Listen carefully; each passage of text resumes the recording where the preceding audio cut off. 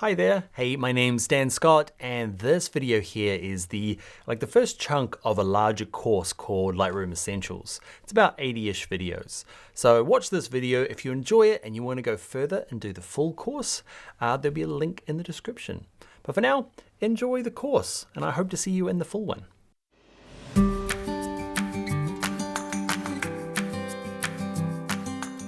Hi there, hey, my name is Dan Scott, and together, you and me are going to take your photos and transform them into beautiful dynamic images using Adobe Lightroom. First up, who is this guy? What does he know?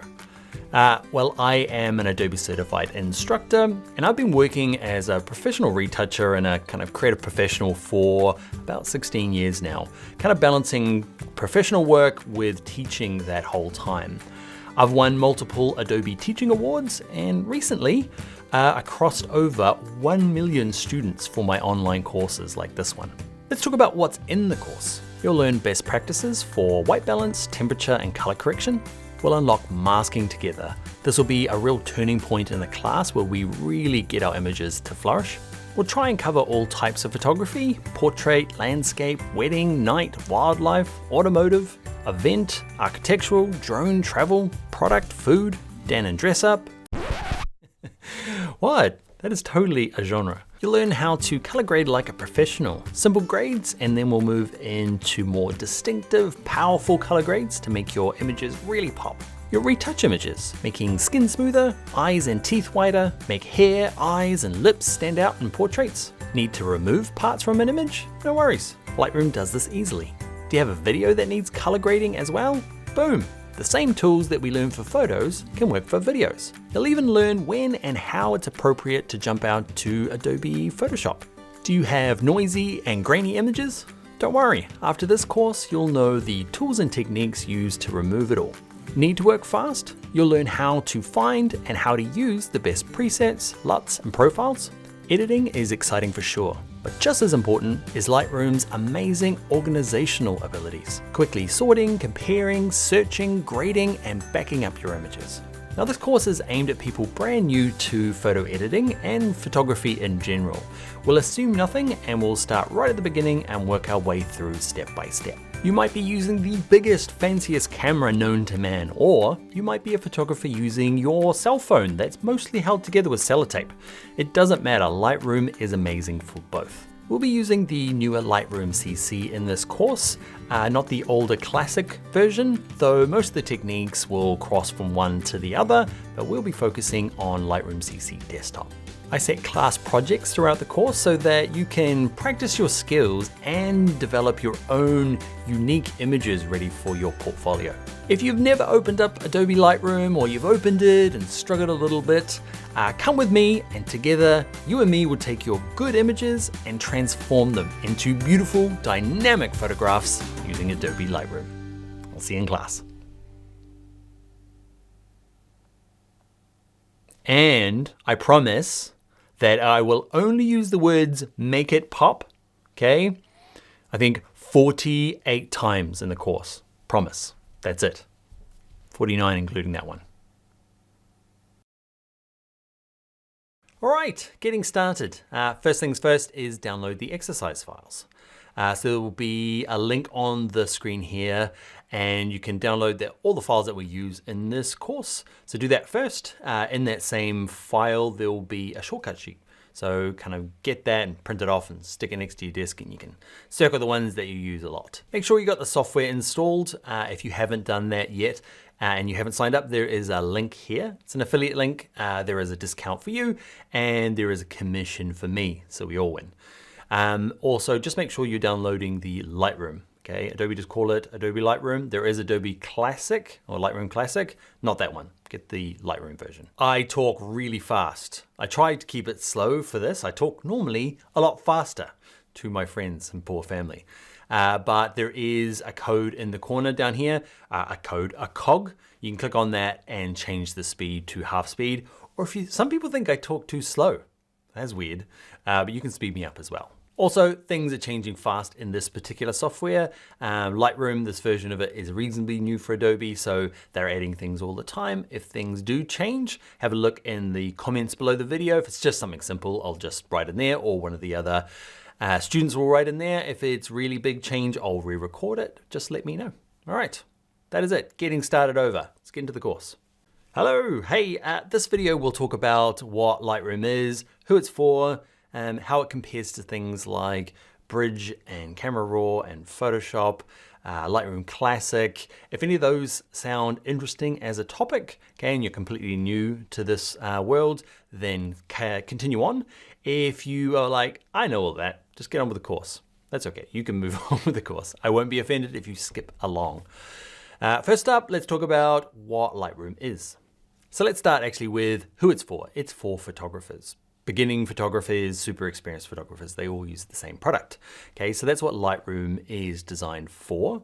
What does it do? It organizes photographs and edits them and then exports them ready for either print or sending to your client. So that's who it's for and what it does. All right, first let's compare Photoshop with Lightroom.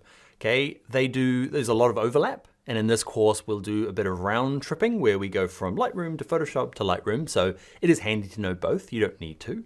Okay. The differences mainly are the things that they do the same. They do basic retouching the same. Fixing exposures and your highlights and colors and doing all that sort of stuff can be done in either. You can work with raw images in both because Photoshop has Camera Raw built in. So that's where they overlap. Where they're different is Lightroom is a lot better at organizing. If you've ever opened stuff in Photoshop and you're like, I gotta open my photo shoot that I did today and I took 1,000 photographs, open in Photoshop. Photoshop melts. It wants to open a couple of photographs at a time and it's designed to do that, okay? And it has no way of organizing any of your photographs. So if you shot them all and they all say DSC 14742, Photoshop's not gonna really help with that in bulk. Okay, so you need to open every individual image, do the edits, and save them. And as a graphic designer or a web designer, Photoshop's great because you're only dealing with like the cream of the crop, the things the photographers finish with, or stock photography. Okay, so you just use Photoshop. But as a photographer, you've got 1,000 photographs. And what you might find is you adjust one of them and let's apply all the settings to all of the photographs. Can we do that in Photoshop? No way. Can you do it? You kind of can. You can do actions and weird stuff. And you can force Photoshop to do some of these things. But Lightroom, just copy and paste all these settings that I've made adjustments for on these 1,000 photographs, and it goes okie dokie. Okay, so that's where it's really beneficial using something like Lightroom.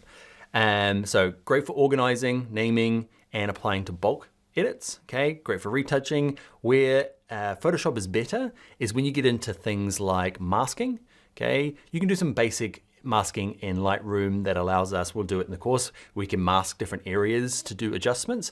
But say you want to clear cut somebody out. You want to cut me out of here, okay, and put me onto a different background and then, I don't know, graft an alien's head on top, okay, compositions and montages and collages, that's Photoshop's land, okay? So often as a photographer, you're not going to be making every photograph into clear cut alien head Dan. Okay, so it's a special kind of things or special effects, and that's where Photoshop is really great. And I'll show you that. We'll show you how to. It's intended that a lot of the licenses for buying Illustrator, it's a completely different program.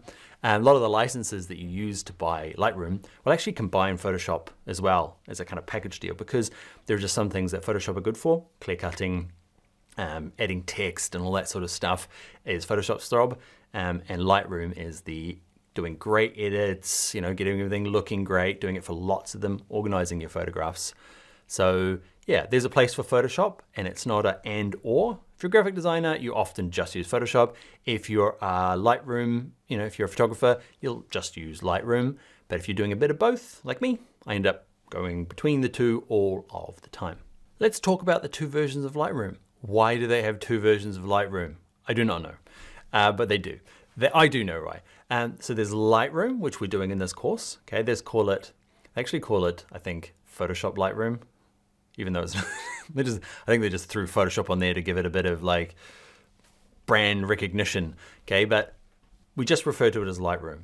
Okay, then there's Lightroom Classic, which is not the, like it's the old version, but it's still being supported, if you know what I mean. It's not like an ancient one that nobody looks at anymore.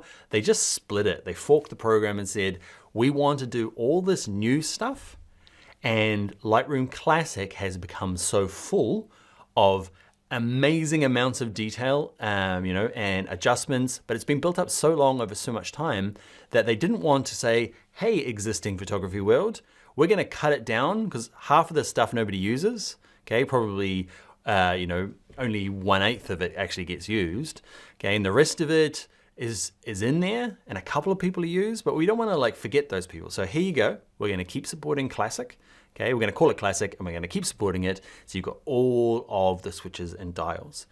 And what they did was, okay, let's remake this program to something a lot more usable, okay, for the person who, like in Classic, there is 100 ways of doing the same thing, whereas Lightroom, there's 2.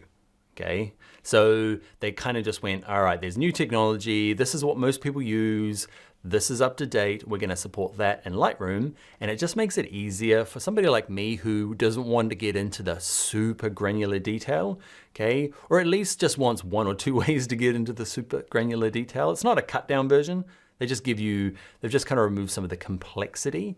If you open Classic or Camera Raw, it's a little bit like, whoa, it's like, it's heavy going. Like I'm pretty experienced, and even then I'm like, I don't know what all this does, I'm freaking out. Okay, whereas Lightroom, open it up and I'm like, like you can get a handle on everything, be able to do everything. So that's why there's 2 versions. They supported the industry, they didn't want to alienate them, and they continue Classic, but Lightroom, the one we're gonna do in this course, is the one where it's using a few more, it's got all the good stuff that you need for kind of traditional photography, but they're introducing a kind of bunch of AI and some other cool stuff that we'll do in the course, which is pretty exciting for me. Let's have a quick little look at some of the things that get people confused about Classic versus Lightroom. So let me quickly jump on the screen. It's over here. Clearly I'm pointing. So these are the 2 different bits of software here compared on the Adobe site. I feel like it's just really interesting to know what both of them do so you can make informed decisions. There's a lot of stuff online with like, oh, you have to use Classic, or you got to use this one here. You can use either. Neither tool will make you a better photographer, okay? Neither will the camera or the lens, okay? It's about experience, and like there's I prefer Lightroom, but there are way better photographers with way better shots that work in Classic than me, okay? So it's not really down to the tools. But let's cover what the differences are between these 2. So the main difference for me is these, okay? Down at ease of use, most comprehensive and intuitive and streamlined. So you're not missing out on anything in Lightroom. There's just like 1 or 2 ways of doing stuff rather than the 10 or 20 ways of doing stuff in here. Okay, so there's just stuff that people prefer to use, and they'll stay with Classic because they have workflows that work better in Classic, or they don't particularly want to use the cut down version in Lightroom. And cut down's the wrong word, just they've chosen the best options. You get what I mean. So let's have a look at here. Some of these, like desktop only is the Classic, kind of like a traditional way of photo editing, okay? You save everything on your hard drive. This one here has the same desktop version. That's what we're going to focus on in this course. But there's also a mobile and web version. You can access and organize your photographs, do editing. These are a little bit more cut down than the desktop version, okay? There's only so much you can do on your mobile phone and through a website, okay? But they're updating those all the time. We're going to focus in this course mainly on desktop. We'll jump into mobile and web, okay, towards the end, but we're going to focus on this. So they're pretty comparable. This one here, where are the originals? This one sometimes gets a little bit freaked out, is that this one here is on your hard drive, like you know and love, and you've got a big storage drive and you've got them there and you own them and they're all sitting there. This one here says cloud. What first put me off of this is like, I don't want them all in the cloud, I want them on my hard drive as well. You can do that. There's an option here that I'll show you to say, and also on local hard drive, so you can have both. Best of both worlds. But the nice thing about having cloud option here is that the files are backed up automatically to the cloud. Okay, you get given a chunk of storage through this version here, and they'll just automatically get backed up. Whereas in this one here, you'll probably still use backup. Okay, you'll probably use Dropbox or Google Drive or OneDrive or whatever you're using to do file backup. It's just a little bit more manual. Okay, whereas this is just kind of all built in. Ease of use we've talked about. This one here is a really cool feature. Like, it doesn't seem like much, but organizing and photo search This one here, you have to kind of start tagging things yourself with keywords when it was done. Whereas this one here has some, I like to say AI machine learning together because I don't really know the difference. Adobe calls it Adobe Sensei, which is pretty sweet. Okay, but basically it does really cool things where they're leveraging some more of this AI/machine learning and to do things like image searches. You might have done it on your phone before. Some of them are starting to do them, some of them don't. But I can do things like find pictures of Daniel Scott and it will go through all my images that I've shot, okay, and just find me. Or it'll say, you can say, I want to find a red car with a blue sky. And it will go through and find red cars, but only if there's a blue sky, okay? Or you can put it in a location, even though they might not have been geotagged. AI learning starts to do cool stuff about knowing what things are and what they look like, and that's getting better and better, and one of the cool perks for Lightroom. So, okay, Lightroom Classic, awesome. Lightroom, also awesome. We're going to be focusing on Lightroom in this course. A lot of things will translate back and forth. So if you do learn Lightroom, Lightroom Classic won't be a particularly hard challenge to get into, but neither will make you a better photographer. Practice, experience, those things will. And that's what we're going to do in this course. Practice, get a bit some experience. Get better. All right, next one. So let's talk about the difference between Adobe Lightroom and Adobe Bridge and Camera Raw as a combo. So a lot of people will use those two as a photographer instead of Lightroom. Okay, so basically Camera Raw will take your raw photographs, okay, and do your editing, okay, and Bridge does the organization, whereas Lightroom does those two things together. So there's no reason why you can't use Camera Raw and Bridge together. There's nothing wrong with it. Loads of people do. But Lightroom is an all-in-one. Okay, and if you're new, especially, Camera Raw can be quite daunting, like Classic is, Lightroom Classic. Okay, there's a lot of ways of doing stuff. Okay, and it gets into, there's a lot of options to do the same thing, whereas Lightroom, they've cut it down a bit. You can still do all the same stuff. Okay, you just don't have so many dials and so many different switches to go and do to get to the, get to the result that you want. And Bridge is great for organizing stuff, but it's kind of designed for not just photographers, but videographers and all sorts of other use cases for Bridge. So it does, there's again a lot of depth to that program for organizing stuff, and it does great things. But Lightroom is geared for photographers and does some of the kind of Camera Raw photography stuff a lot faster than Bridge does in some cases on some computers. So there'll be people out there waving their hands at me. No, it doesn't.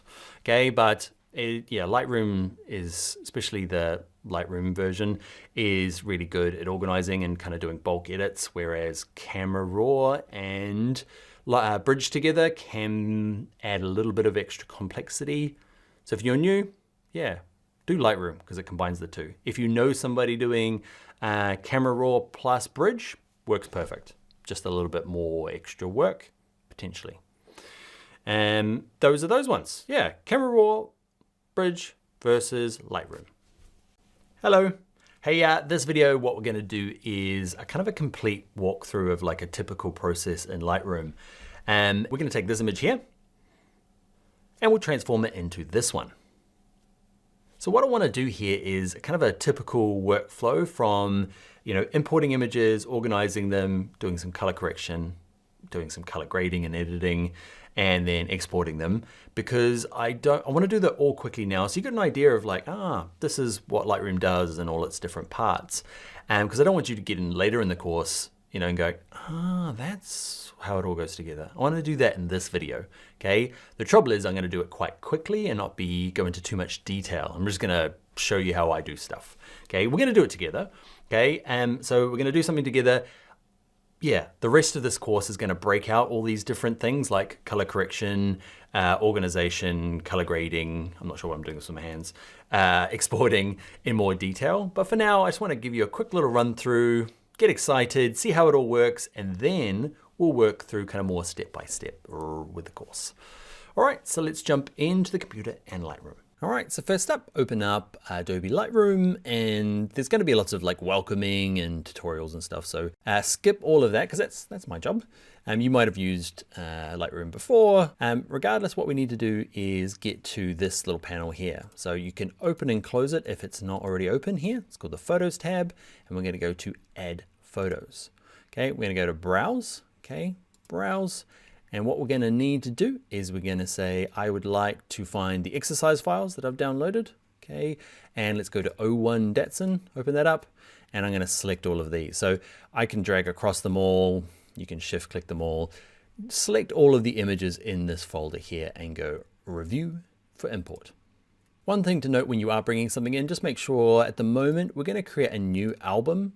Okay, and we're going to call it Datsun. So we're just going to group them up together. If you've already got lots of stuff in Lightroom, we're going to talk about obviously albums later on in the course, but just a way of grouping our images. Call it Datsun. Let's click create. Let's go to add these 6 photos. And down here, there's our album. Let's click on the Datsun album. All right, this is my little weekend car, little Nissan or Datsun Bluebird. I've had it off the road for a little while, got it back on the road yesterday. I was like, you know what? I'll take photos of it in a car park. And it'll be the subject matter for this video. So depending on your Lightroom and your screen size, down here you can drag up the sizes bigger or smaller. Can you see this little slider? Just makes our thumbnails bigger. Drag it up. Okay, I'm on this first option here. Okay, be on this view if you want to. Okay, just so I can see them all. And what we're going to do is just some real basic like or disliking of the images. Okay, so this one here with it selected, you can see this little white box goes around it. So I'm going to say you are, do I like you? Are you a 4-star? Are you like that one there? I don't really like. 3 stars. This one here, I do like the depth of field, 5 stars even. These 2 here, don't like the composition of this one, but I like this kind of part of the, maybe we can crop into this one. This one here, I do like 5 stars. Any that I haven't numbered? 4. This one here, 4. Okay, so you can do some basic grading at the beginning just by selecting on them and yeah, choosing your stars down the bottom here. Very exciting. All right, so you do the same, go through and grade the ones that you like, you don't like, or at least the ones you like the most, even if you don't like any of them. Then what we can do is, imagine this is like 1,000 photographs or 100 photographs, not just. I've just kept the file size small here, we just got 6. Okay, and up here under the filters, we can say, actually, show me the ones that are 5-starred, okay? And we can start working on just these ones potentially. You might just grab both of these and say, actually, let's just export these as a JPEG. We can send them to the client and go, hey, what do you think of these ones? Before you start doing your editing. Okay, what I'm gonna do is up here, I'm gonna clear the filtering. Okay, click on, that actually just closes it. You can say, I don't want the ones that are 5-star or above. Okay, so come out of there, make sure you're still under your albums and under Datsun. Okay, and the one we're gonna edit in this one is this. Okay, even though this one got a 4-star. I've already written my notes, okay, and it's all around this one. So to get into this one and start editing it, you can either just double click it or switch from this grid mode, okay, over to the detail mode. Okay, detail, what do they call that one? Photo grid. Okay, so let's just double click it. It gets really big. You can see down the bottom here, here's the rest of them. Okay, and you can still work through them. Okay, but we're going to work on this first image here. So have that one open. Now what we're going to do is kind of 2 parts of the editing. First of all, we do correction. So it's going to fix it because it's really, you know, it's underexposed at the moment and, you know, that it's hard. The sky nor the car are in a good space, but we can fix that. That's why we're here in Lightroom. And once we get it kind of, you know, fixed, looking natural, then we'll go through and add the color grading and the effects afterwards, which is not always what you're going to do. Maybe just fixing them, but we'll go through the whole process here. So I'm going to go through a really common process. I'll leave out any of the really difficult stuff because we'll do that later in the course, but let's go through a nice easy edit. Okay, and what you want to do, this is your editing options here. Click on this one. And the cool thing about Lightroom is that they've organized them basically in an order of what you should probably do first. So when you're new, start with light, work with color, work with effects, and then get into these other ones later on if you need to. Often you don't have to get into these last ones, which is really cool. They've put them in a consistent order. The other nice thing is under light, they've put in the most important all the way through to the least important at the bottom. And actually least important is not the right terminology. It's more to do with like which you do first and which do you do last. Which are the big tweaks and which are the little ones. And the first big tweak is not even a tweak. What I like to do is grab the exposure and just move it down and up. What you will find is there's going to be lots of pop-ups everywhere trying to get you to do stuff. You're going to have to try and skip that if you are new to Lightroom. Back to this, okay? A lot of closing pop-ups. But for the moment, like the first thing I do on any image, okay, is just drag this all the way down and all the way up. What I'm looking for here is I'm not trying to correct it. I'm just looking to see what information is here. Watch this. So this is it in the middle, okay? If I drag it all the way up, can you start to see like in the middle? Check out like the information above this wheel here. It's gone. There's nothing in there. It's all black, except when I drag the exposure up, look at that. There's plenty of information in there. I don't want it because it's an ugly old power box for the for the aerial. Okay, I don't want to see that, but that information is there. I can see through the grill here to the radiator fans. There's all sorts of information that particularly I don't want. But there will be some images where you're like, oh, look at all that stuff in there. It's awesome. I'm gonna get that out. Okay, and same with coming down here. Let's have a look. Can you see all this really cool detail, all the LEDs, okay, in the headlights? Look at these tiny little LEDs in here. With it back up here, it looks like kind of one big smush. I'm gonna click once to zoom in. We're gonna do our first shortcut, which is Command on a Mac, Control on a PC, and hit plus. Let go, and you should get your little hand here that you can click and drag around. If you don't get it, tap spacebar. Spacebar kind of toggles between the two. And can you see in here, I've zoomed in enough that they all look like they're blurred together, but if I do the exposure right down, look, they start all this individual information in there. Look at that good stuff. Ah, Bluebird. So it gives me a kind of a good indication of like what information is available before I start correcting or fixing or editing. What we're gonna do is go back to fit. See down the bottom here, let's click fit. And that was it. That's all I do. Give it a shake to see what's in there. Okay, because sometimes look at the clouds. There's loads of cool stuff in there. Okay, but here it all looks like it's all overexposed. So that's my first step. The next little shortcut I'm going to show you is double clicking these little guys here. If you wanted to get back to 0 instead of doing this, oh, come on, get 0, too far. Just double click them and they go back to where they started. So the first thing I do now is one of two things. I fix the exposure, or under color, I fix the temperature and tint, depending on what's called the white balance, depending on which is worse. Okay, the white balance is not bad in here. So the camera shot it okay. It's not too, like here, it's not too blue and it's not too orange. Okay, so remember, double click it to get it back to where it was. Okay, so I'm not worried about that. So it's either that, because sometimes it's really way out and there's no point fixing, like going through and fixing all these finer details when this thing is like completely like shot at the wrong white balance or something just weird happened. Okay, so I fix, either temperature and tint first to get the white balance right, or I fix the exposure, depending on what's worse. And in this case, it's the exposure. Okay, the car is really dark and the sky is, not good either. So we're gonna work in light. What I like to do, and what you'll see in this course is I'll close these up. You can have them all open. It just gets a bit scary. Like, so much information. Okay, so what I like to do is just close them up. Okay, and I do it when I'm working professionally as well. Like, it's not like, I like to keep them closed. Okay, so we're gonna start with light. And the cool thing about it is you just work your way through all of these. And if you hover above the names, it'll tell you what they do. But basically, don't worry too much about the definition. Okay, if you're a photographer, you probably know exposure, contrast, and a few of these. I'll explain them more in the course. But when you're editing, what you're doing is you're holding on this one, and not so much looking at, how much exposure am I gonna go over? Okay, all right, we're gonna go up 1 or 1.2. What we're doing is just dragging and looking at the image, not caring where it ends up. And what I find is, especially when somebody's new, they're like, just dragging it and they're looking, they're dragging and looking. What you want to do is don't be afraid to give it a good old jiggle around. And what I do is I'll jiggle it quite big. I'm moving my mouse back. I'm looking at my image. Okay. And what I'm doing is I'm just trying to find where I feel like the middle ground is for this thing. And another good tip is don't worry about trying to fix everything. Okay. I've picked an image where we can kind of fix everything, the sky and the car in one shot. Okay. Just to make this introduction easier. But later in the course, what I'll do is, there'll be a really oversaturated sky or, overexposed sky and underexposed, focus subject. There'll be night shots where we've got to break those up. But for the moment, what you want to do is just identify the most important thing. It might be the foreground of a landscape image. It might be the object or the model. In our case, it's the car here. So don't worry about the sky. Don't be trying to fix that at the same time. That can be fixed separately. And what I'm doing here is, again, not trying to fix it all, just trying to get some sort of happy medium of where I want it to be. And you're like, well, how do I know if it's better or worse? Okay, you can use the long way. See this button down here? Before, after. Before, after. Just give it a click.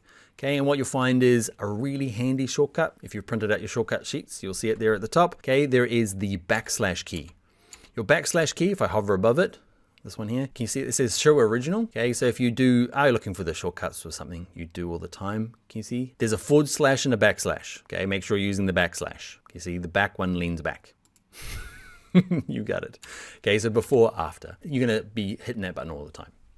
So start with exposure, then just work your way through. Again, with contrast. Now, contrast is an interesting one. Basically, there is a basic rule. It could be just my rule, is move it up a little bit.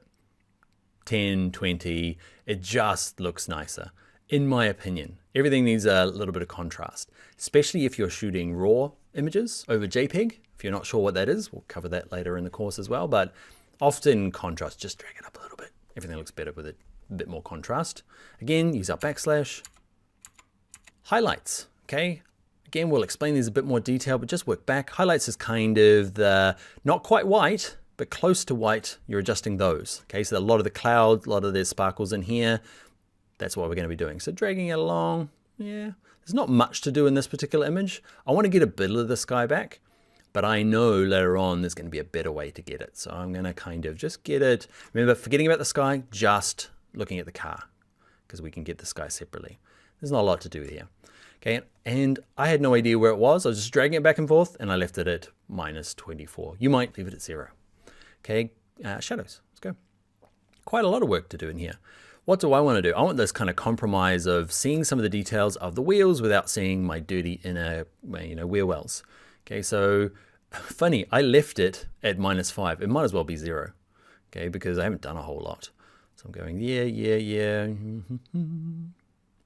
There, where did I end up? -9. Cool, that's consistent. Whites, okay. Again, I'm not trying to fix the clouds. I'm trying to fix the car and moving the whites. The whites are kind of like pure parts. Highlights are kind of everything that's in the lightish space. Whites are the pure whites. Okay, let's just go you. I like this contrast that appears in here against the useless wing mirror. Okay, there we go. Let's look at the blacks. There's quite a bit of work to do down here in the foreground. Well, it can control a lot of it. Remember, we're not worrying about the ground so much, we're worrying about the subject, the car.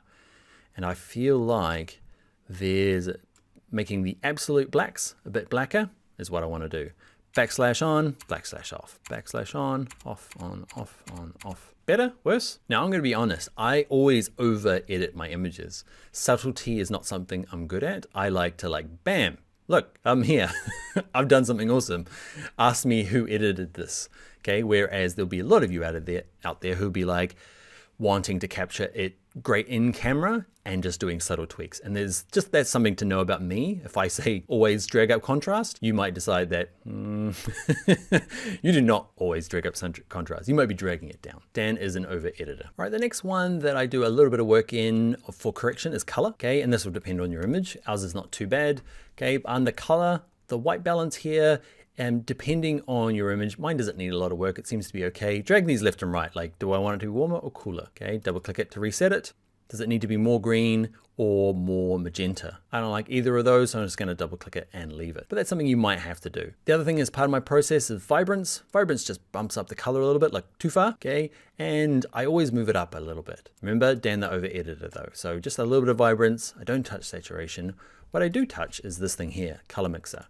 So this is where you can go through and say, actually, the reds in this image, I want them to be more saturated or less saturated. Okay, and you can just pick a couple of colors. Okay, especially if it's landscape, it might be the greens, yellows. In my case, the focal, the focal point is this red color. So I'm going to grab the reds and say, just be a bit more saturated, and the luminance might be up or down a bit, depending on what we want to do.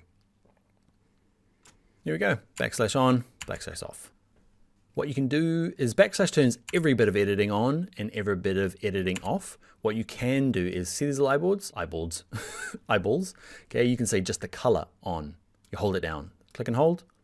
That's the color changes that I made. So subtle, you might not think so, okay?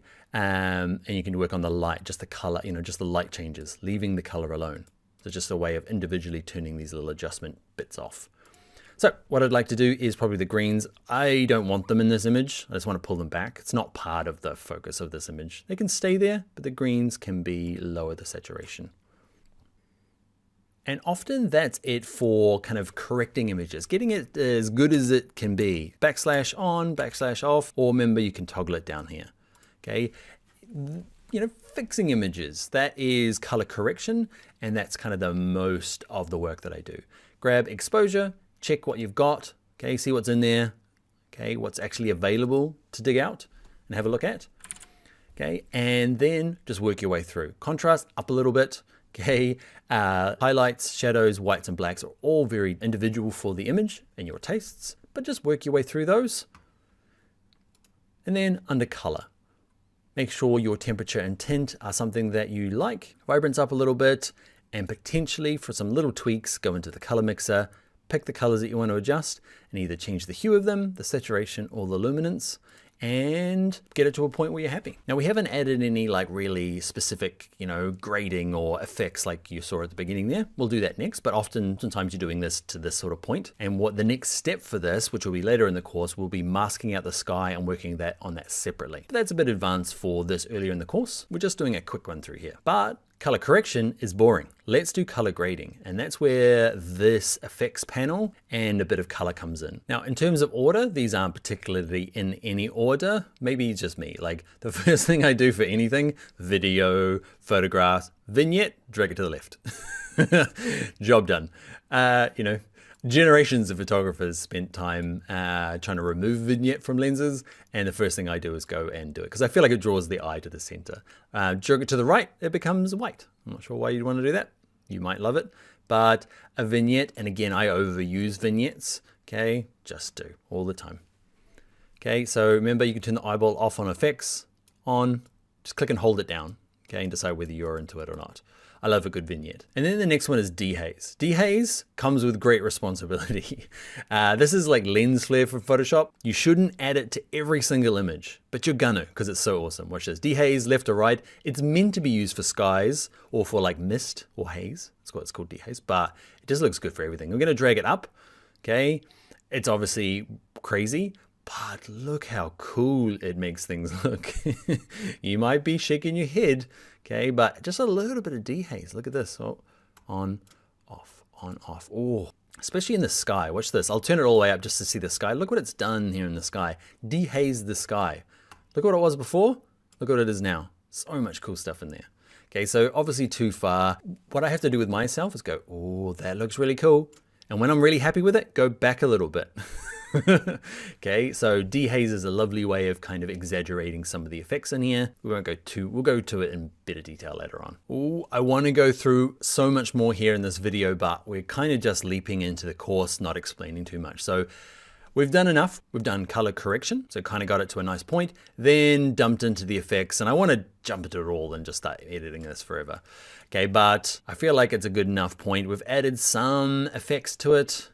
Actually, one last thing I want to do, can't stand the blue in the sky, so I'm going to my color mixer, blues. Don't be so saturated. Not all the way down, but just something more believable than that crazy thing that the dehaze did. Okay, one last thing, I can't help myself. Color grading, shadows towards the teal, highlights towards the orange, before, after. I love that effect. Anyway, we'll cover it properly in the course amongst a load of different options and styles. What I want to show you now is the real power of Lightroom, because we've done this correction and grading. And what we can do down here in my film strip now, I can click on this one, okay, and I can go to edit and go to copy. I can go back to my film strip, see down here the little icon, and say actually let's open up this one and go edit, paste. Get ready? Mind blown. Automatic vignetting. Okay, and all the corrections from that last image came along. So often, photo shoots are all done at the same place, same lens, similar lighting conditions. You can go through and just dump them onto all of them once you're happy with them, or at least your client's happy with them.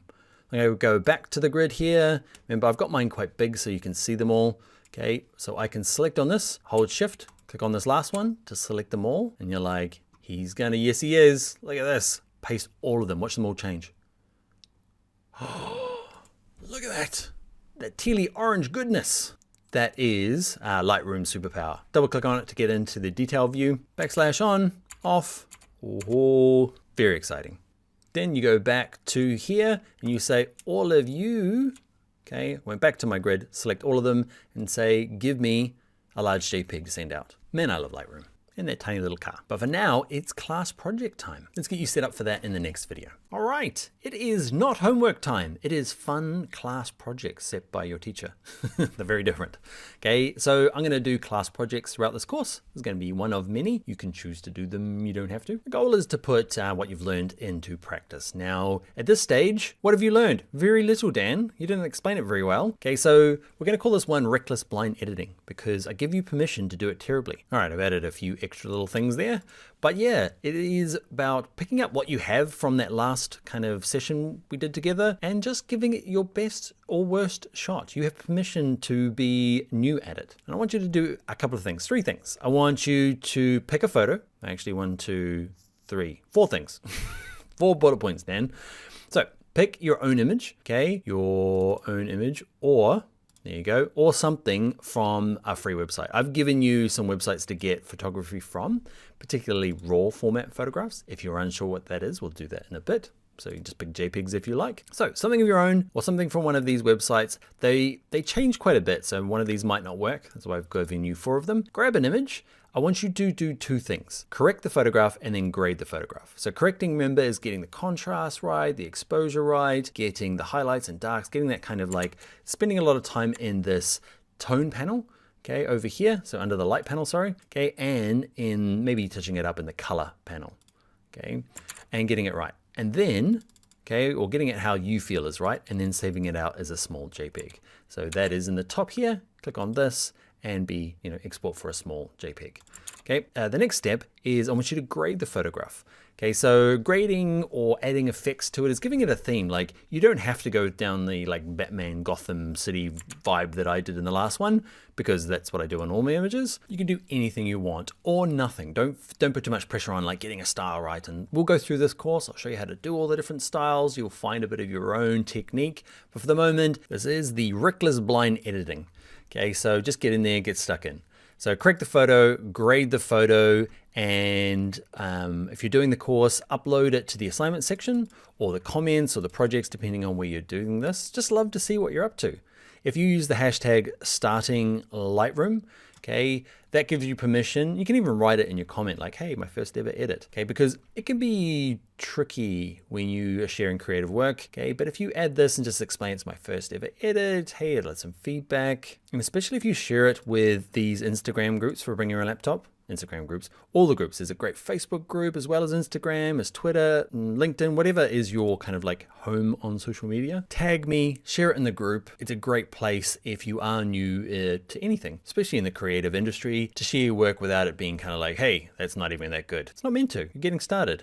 So use that hashtag as well so people know. And it's great to actually have that online because it's brave and scary and do it. But it's also great to go back to when you are a bit more experienced and go, ha, look at that guy, okay, or girl, and say, it's embarrassing at the time when you're just learning. I know it, you're like, you make something and you want to burn it afterwards. You know, it's like, oh, I want to be better and I don't want to share this because I don't want to be judged on this version. But your future self will look back and go, man, I wish I had that, copy of that first ever edit that I did, or I don't know, composition or thing I made. People have a tendency of abandoning them because they're like, I don't know, embarrassed by them. But if we get started sharing them now, you'll be able to go back to them later on. And especially in these sorts of groups here, okay? Instagram, Facebook, Twitter, LinkedIn. These are great places to share it because it's full of other people on the same sort of journey. So grab an image, either your own or from one of these sites, correct it, save it, grade it, save it, and then upload it to the assignments and or social media. Tag me, and we'll keep doing all the different edits and class projects throughout the course. And we'll see your progression, and it'll be fun. We'll do it together. All right, video over. I'll see you in the next one.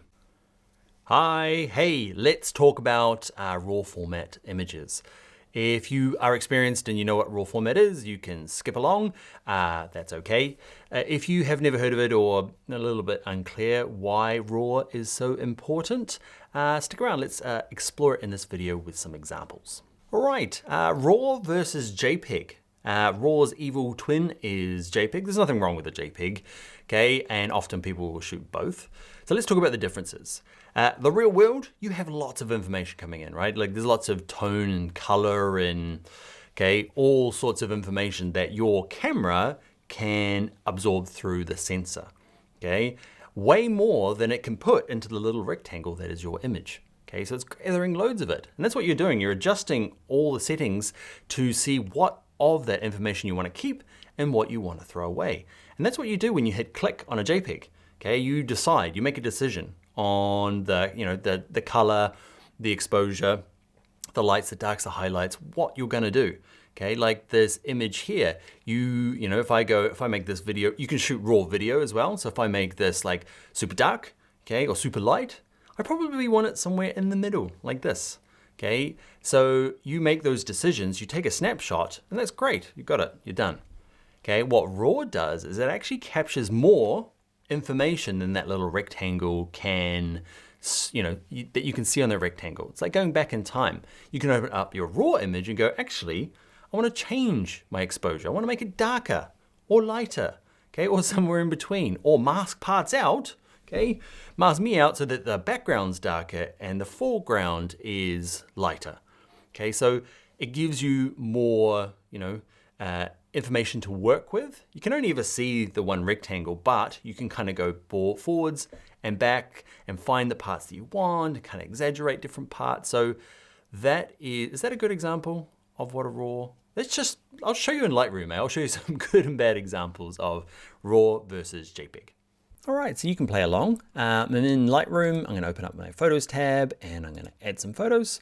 And what you'll see is in the exercise files, there is a RAW folder, O2 RAW. And I want to bring in everything from this folder. And what you might notice is that there's actually only two images, okay, a JPEG and a RAW version of it, okay? Same photograph, two different formats. And you're like, I can see JPEG. What? That's not RAW, that's mixed up RAW, ARW.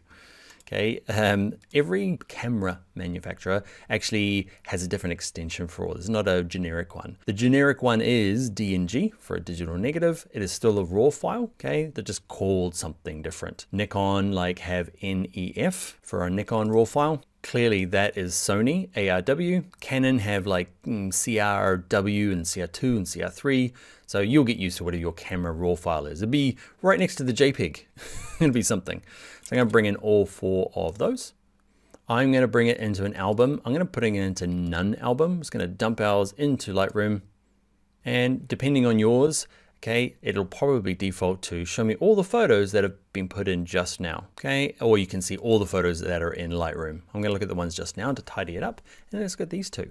These are really good examples. So there's my JPEG and there's my ARW. So let's open up the ARW version, okay, the RAW file. Double click it.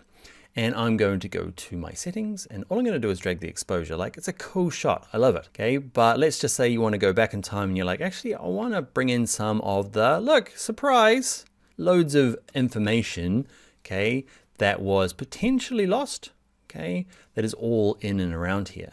But let's do the same thing to the JPEG. So down the film strip, if you can't see the film strip, click on this. Okay, go to the JPEG version. Okay, how do you know it's the JPEG version? Because we started on the RAW format. It's not super easy. You can go to the information option down here. That's the JPEG version. That, my friend, is the RAW version. JPEG RAW. Can you see it there? And that is the eyeball there. So I'm going to go back to editing. I'm going to go back to this first one, and I'm going to say do the same thing with my JPEG. No problem. Look, here it comes. Here it comes. Ooh, it's there. Okay, but it's just not as good. There's just not as much information captured. JPEGs, you'll get away with a load. Okay, and you can do some amazing things just shooting JPEG. You can make some adjustments. It's the big adjustments that you might want to do that you just can't do in a JPEG format, and you need RAW. Let's do the same with this one. Okay, which is which? I'm gonna hit my little eye down here. This is the JPEGs first, and my RAW file is second. So I'm gonna start with my RAW file, and I'm gonna say edit, exposure, come all the way up. I'm not fixing the photograph, but I'm like, hey, look at that. Some ugly looking cars down there. You probably don't want that, but hey, let's say we do. We need the ugly looking cars. I can drag it all the way up, okay?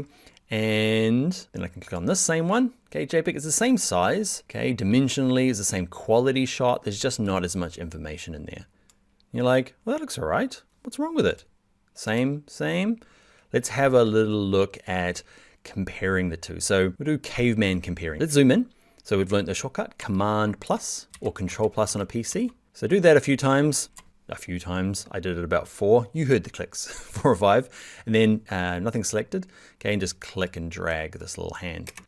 Okay, and let's find, I don't know, some bits. Let's look at this building here and a bit of the trees. And if I just click on this other, the RAW version, it will kind of comparably go to the same place. It's pretty clever that way. Look at all the information in here, and it takes a little while to process, so wait. But you can see all this. There's no color. There's no real tone. It's still grainy because it's, you can't go back and change the ISO, but look at all the information that it did capture amongst the trees and the cars. Look at all the cars that we definitely need. They're actually all right. Oh, look at the Audi badge. Okay, let's have a look at that. It's just a smush JPEG format. So you don't always need it, but it's handy to have. And if you can shoot it in RAW. Awesome. Even better, shoot in RAW and JPEG. You'll find most cameras shoot both, so that if you just want to go quick and easy and just use JPEGs, awesome, you got them. But if there's that one photograph that you're like, oh, I wish I could get into those, you know, into the bushes a bit better, or see some of the internal parts of the image. Look at that versus this one. Ugh. Ah. Hey there. Hey, I thought I'd just kind of squeeze in between these two videos here to check on you, see how you're going with the kind of like free course, if you're enjoying it, if you're thinking, this is kind of like me, this is really helpful. What's really helpful for me, if you like the video, go and do it. And subscribe to the channel as well. And if you're like, actually, this is really good, I want to go further, remember, this is the first part of a longer course. Okay, there is actually 88, just checked. There's 88 videos in total, and you're only watching the first few of them. So if you're enjoying it and you want to go further with your Lightroom, check out the link in the description. Come join me for the full course. All right, but for now, let's you can carry on with the cool free stuff. Like and subscribe. Welcome back.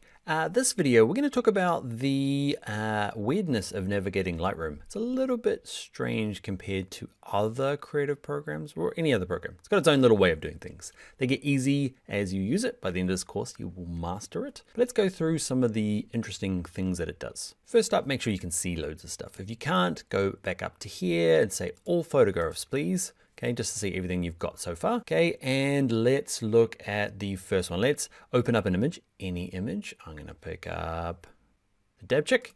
Okay, and I just double click it to open it. You can double click it to go back to grid view. Double click it to open it. Double click it to go in. Double click, you got it. Double clicking. Now zooming in and out. Now, there is a couple of ways. The boring way, okay? Fit is just gonna try and squeeze it into your screen. And then 100% is like as good as the pixels can be. Any more, okay, if you zoom in twice as much, okay, you'll start to see a lot more detail, but you'll start to see some of the pixels. Okay, so this is the boring way. Zoom in and out. We don't want the boring way, we want the good way. So I've gone back to fit, and let's do it the fancy way. The way I do it is I hold down my command key on a Mac, control key on a PC, and just drag around something. So give that a go. Command key on a Mac, just hold it down, control key on a PC, and just drag around something. And you're in. To get back to fit, the default is always fit. Hit spacebar. It kind of just toggles between where you were, back to fit. It's just really handy if you're kind of like, remember, hold down command key, control key on a PC, drag around something really detailed, okay? And you're like, oh yeah, that's great, great. But you're making changes, making editing, okay, changes, but you want to see what it's doing to everything as well. So spacebar, toggle in, toggle out, toggle in, toggle in. You get the idea. Now that's the way I do it. If you are not quite a shortcut person, there's about 10 different ways. I'm just going to give you 2. You pick one for the rest of the course, okay? So we're going to go spacebar back to fit, okay? Remember my command or control key is one way. Okay, the other way is just to click, hold for a little bit. Okay, can you see the cursor change? So click, hold for a little bit, and then just drag right or left, up to you. Okay, the same thing happens though once you've let go. Spacebar back to where you were, spacebar back in. There you go. There are other ways of doing it as well. If you find another way and you're like, huh, that's the way for me. Good, congratulations. One of the many ways of zooming. And it took me a little while to get used to it. So spacebar, come all the way out. And the next thing I want to show you is, well, actually just to mention, the hand only appears when you're zoomed in. Can you see that? Like I didn't do anything. I just hit spacebar, okay, to get back to my old zoom level. Or let's go the caveman way. Let's go zoom in to 400%. Okay, so you see the hand appears, just appears. All by itself. Spacebar to get back out to fit. Okay, another thing we have talked about is grid view versus detail view. So we're in detail view now. Hit G on your keyboard, go back to grid. Okay, so G and D. Look at your keyboard now. Look down there. Look at that D, and there's a space, and there's a G, probably. I don't know what language your keyboard's in. But what's in between? F. Wonder what happens when we hit that one. Hit that one, go. You have to have something selected, hopefully when full screen. Ha! This is handy when you are doing that, like, have I made it better or worse? Like, I often hit F to go full screen, and then I slide back off, way back here. And I'm like, oh, looks terrible. What have I done? Or, I'm a genius. Okay, so I'm sliding back in here. So F is just a nice way of kind of looking at the entire screen altogether. Okay, back to D or G gets you back to kind of this, you know, these different ones. So here you go. They're all down here if you want the long way.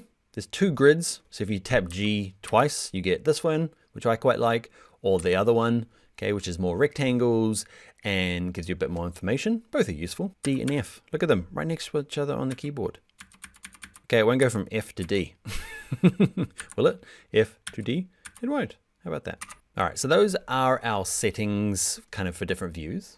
One thing you can do is see this film strip down the bottom here. Sometimes it's really nice to see it and sometimes it's just a bit distracting. So let's say we're working on this image here and actually we don't want to see this film strip. You can just pop it in down here, okay? Can you see this little option? Just collapses it down, up, down, up, down. You can still do your edits, okay? But sometimes it's not really helpful to see. Sometimes it is, because you're actually in detailed view and you're actually just having a hunt through stuff. What you can do is like this dab check here. If I'm in the middle here, I can use my left and right arrows. I don't even have to click on it down here. When I'm working on this and I'm doing my contrast and I'm zoomed in, okay, and I'm like, oh, great, here he is. Just use my left and right arrow and it will just toggle through the different images down here in my film strip, which can be handy when you're zoomed in to like, just to make sure the focus is, you know, which image has the best focus. So just left and right on your arrows on your keyboard. All right, that's gonna be it. Just enough to get us going. If you're like, wow, it was all too much, too early. Don't worry, I'll mention them all throughout the course. Remember, there's a shortcut sheet and there's probably another 4 or 5 ways of doing everything. So if you find it, awesome. All right, for now though, let's carry on with the course. Actually, before I go, he doesn't look as friendly in this photograph, does he? Beautiful bird. Dun, dun, dun. You'll also notice that there was a bit of a delay here. It's another thing to notice. Pixelated, not pixelated. Okay, it just happens. It tries to load things really quickly so you can, you know, like scrub through things really nice and fast. And it takes a little while to get the like high quality version. It's a bit of a trade-off of speed and then loads it up. You might not even notice. You might have a better computer than me. It might be fast. You also might be on a really bad computer and it may take a really long time to load and adjust these things. And yeah, RAM is what you need. Lots of it. All right, that is it. Navigation in Lightroom and its weirdness over. Hi everyone, in this video we look at this auto button over here. Ready, steady, fire. Oh, it's pretty good. And before you think, hey, auto's cheating and useless, it is not. This one is powered by artificial intelligence. I'll also show you how to do it individually to different settings here in the light panel. We'll discuss these eyeballs, some sweet shortcuts, and some interesting Lightroom organizational weirdness it has. All right, first up, let's bring in some photographs. So let's click this little icon up here, or we're gonna introduce some shortcuts. Can you see it there? Kind of pops up. P for photos. Okay, use that one all the time. P, P, P on your keyboard. Okay, let's just go, hit the icon, it's better. Don't be on your keyboard, everyone. Let's go to add photos. Okay, and in your exercise files, there is O3, light corrections. Okay, and in there, I want to bring in these where we are images. Okay, so there is 1, 2, 3, 4, 5, 6 of them. Okay, so bring in all of them.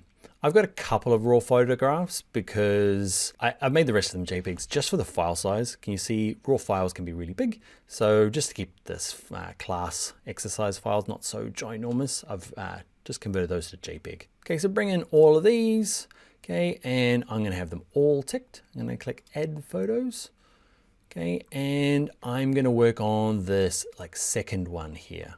Okay, it's kind of dark. You can kind of make out the bird in there. Remember, I've got these little sliders, okay, to decide how big these are, okay. Get yours appropriate for your computer. And we're gonna work on this where we are. It's called a, what is it called? Dab chick. It's a native New Zealand bird. The photographer is Phil Botha, friend of mine, amazing photographer. Check him out on Instagram. That's this guy here, just amazing. Native New Zealand birds is his thing. That man is up early in the morning with a giant lens. Amazing stuff, follow him. Thanks, Phil. All right, so we're going to work on this one here. So let's double click it to open it. Okay, and we are going to look at the auto settings. Okay, so we're gonna go over here to the edit and we're gonna click this button here and be amazed. Ready, steady, auto. Now, auto settings in the past, if you're like, I don't use auto settings, I'm a professional. It's kind of changed lately with the auto settings. Like if you've done Photoshop auto settings, it's kind of like a canned, well, earlier on in computer world life, auto settings was kind of like a generic thing that kind of worked okay on some images. What happens now is that it's using artificial intelligence. Okay, Adobe call it Adobe Sensei, and it actually looks at the image and works on that particular image from a huge database of other birds shot in similar situations. It's pretty amazing, and it's always getting better. Okay, so auto is not just generic. It looks at specific things in this image, and artificial intelligence stuff happens. It's pretty awesome. Even more powerfully is if you go back to G for grid, okay, to get back into this grid mode, G on your keyboard, okay, you can just do it for a bunch of them. This is really handy when you've got loads of images, okay, and they all just need this similar sort of adjustment. Okay, so select all the ones you want to adjust. I'm just working on, clicking on this first one, hold shift, go on these ones, okay, right click it, and you can go apply auto settings to 4 photos. Think auto, think crazy smart and artificial intelligence, that's what I want to say. So edit, undo, edit, redo. Nice. And that's super handy when you've got a big photo shoot and you just want to like get it in, do some basic edits and get it out. Okay, it's not something super special where you're going to spend a lot of time on. Auto settings can get you there. Okay, then you, with them all selected, you can go and export a small JPEG for whatever they're being used. Okay, let's bring in another image and let's do auto just for each of these settings. Okay, so P and go to add photos. Let's click on that one. Okay, grab a deer. Let's grab a deer 5 for the moment. Okay, let's bring it in. That's the one I want.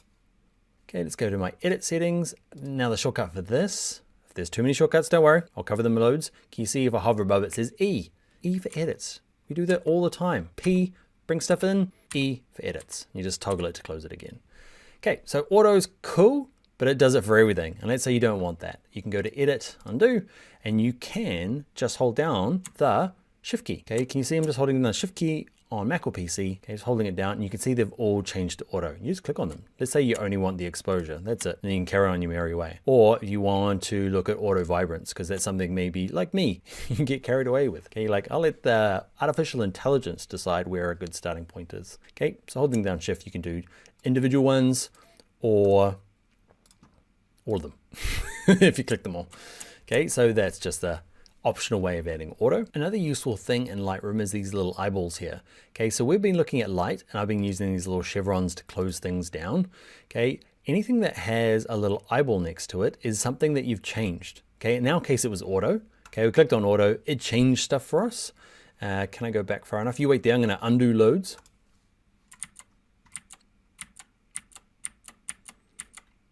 All right, we're back to the beginning. I just hammered away at the undo key. Okay, and watch this. There's no little eyeballs.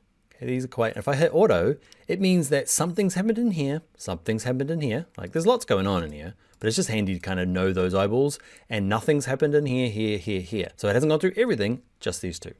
Okay, and what you can do is you can say, well, what did it do in light? Click, hold the eyeball. Okay, clicking, holding with your mouse. Let go. Hold down, let go. Hold down, let go. Okay, it just toggles a way of going, okay, what happened to light? Okay, just because remember we used that backslash, which is awesome. Okay, this is the option down here to turn everything from when you first imported it, okay, from the camera to everything that's been applied. Okay, so that's really good for that. That's backslash key. Okay, but in here you can break it down and say, just show me the color changes. You can see in here, you're like, man, it's done very little in here. Okay, just a teeny tiny bit. You can kind of see it around here. Click once. Okay, and I'm going to say you. Can you see in the door? Actually, let's go into 300%. Okay, clicking and dragging with my hand, and you can see the color is, it's quite a bit of a change in the blue, but there's not much else. Okay, whereas the light, there's quite a bit of an adjustment. So you can actually just click on these to see what's changed. Let's go back to fit. All right, so that's the auto settings. Great way to get started, great for bulk editing, and you can do little individual autos by holding down shift. But if I'm honest, often I'll just hit the auto button, okay, and then go through and go, oh, that was a bit little strong there, like, okay, so often I'll do it that way rather than trying to go through them individually. Now, that was meant to be the end of the video, and I did finish it, but I've come back because there are some strangeness with Lightroom, okay, in terms of the file organization. So if we go back to, remember what was the shortcut for getting back to grid view? You remember G, huh? There's one. Okay, what happens is, let's open up this little tab here, okay? It's showing us not all photographs, it's showing the recently added that were recently added in the last 5 minutes. Just a way of Lightroom trying to kind of stop it being a big mess. okay, which can be a little tricky when you're new because you're like, what happened to the dab chick, the bird? Where did that go? Well, that one's in the last 15 minutes. Okay, so it's kind of broken them into these little groups without you asking. Okay, so that can be useful, but also sometimes when you're new, just click on all photographs and there they all are, everything you've got, which after a little while will become useless because you'll have thousands of them. So that's how that works. If you do find something's gone missing, okay, it's probably been separated them out by Lightroom trying to be helpful. All photos, let's do that. Be on all photos and I'll see you in the next video. Hi everyone, in this video we're going to go backwards. I'm going to show you how to undo, reset partially, all of the edits we're doing over here in our edits panel. First up, I quickly showed you edit, undo. I use the shortcut Command Z on a Mac, Control Z on a PC, and just goes back one step, back.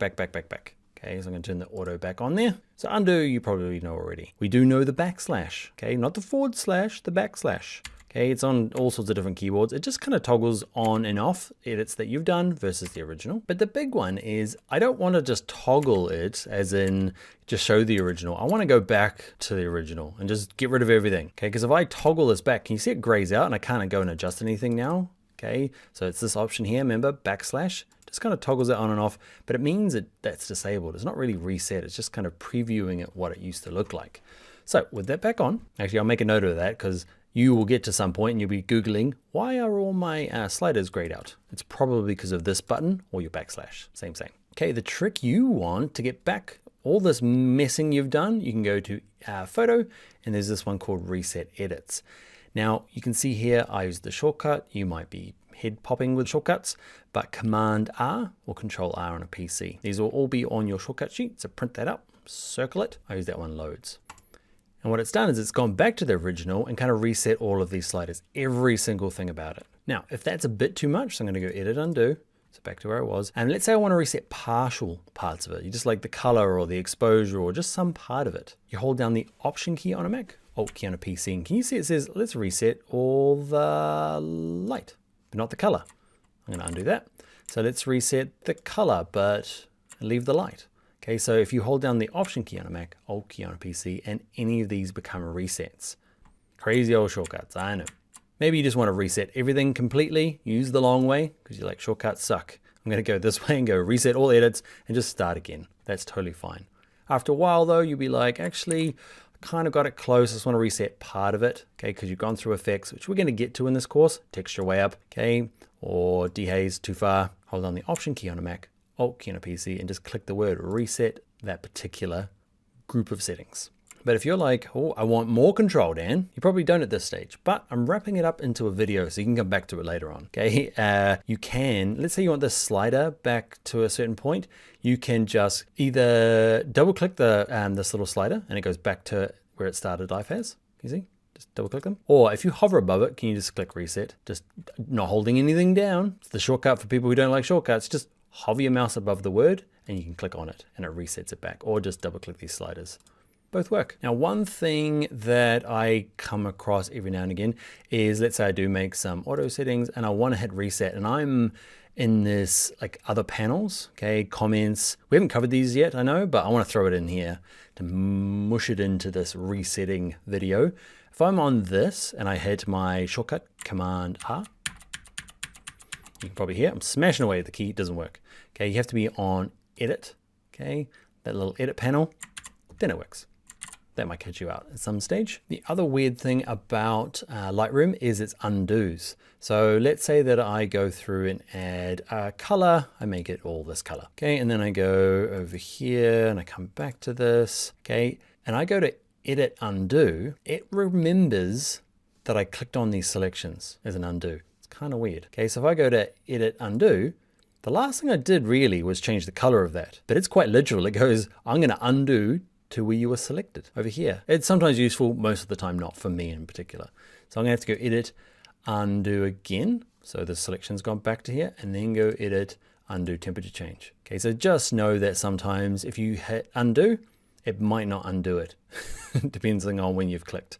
Does that kind of make sense? If I click on this for, if I do this for 10 minutes, I'm going to have to go and click edit undo 10 minutes worth of undos, just so you know. The other thing is non-destructiveness, because if you're like, great, I've made this change and I close Lightroom. What happens when I open it? Okay, two things have happened. When I go over here and I add an image, okay, let's add a new one. I'm just gonna add this one here, Idea 04. You can just watch me on this one.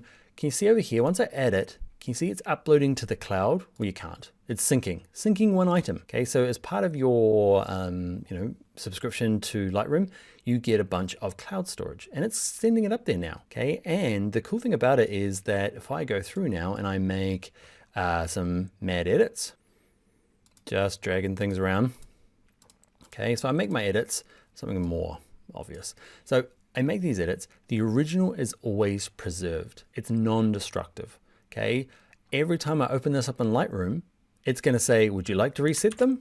There we go, there's my shortcut, Command R on a Mac, Control R on a PC. So never worry about, in Photoshop, if you open up say a file and you save over the top of it, it's kind of, changed forever. So often you'll make make another copy. You never have to do that in Lightroom. JPEG images, RAW images are all protected, okay, up in the cloud, ready to go. Your original on your machine, okay, and the exercise files, that's not needed anymore. You can use it as backup, totally. Great way of backing it up. Just keep it on a hard drive somewhere, back it up to Dropbox if you want to, but Lightroom is doing that for you. It's uploaded it to your cloud storage, just like Dropbox. Okay, and the cool thing about it is all these settings are applied on top of your image and you can always go back to them, okay, and reset them and start again. All right, that's all I have to say about going backwards. Undoing, resetting, all in one little video. All right, that's it. To the next video.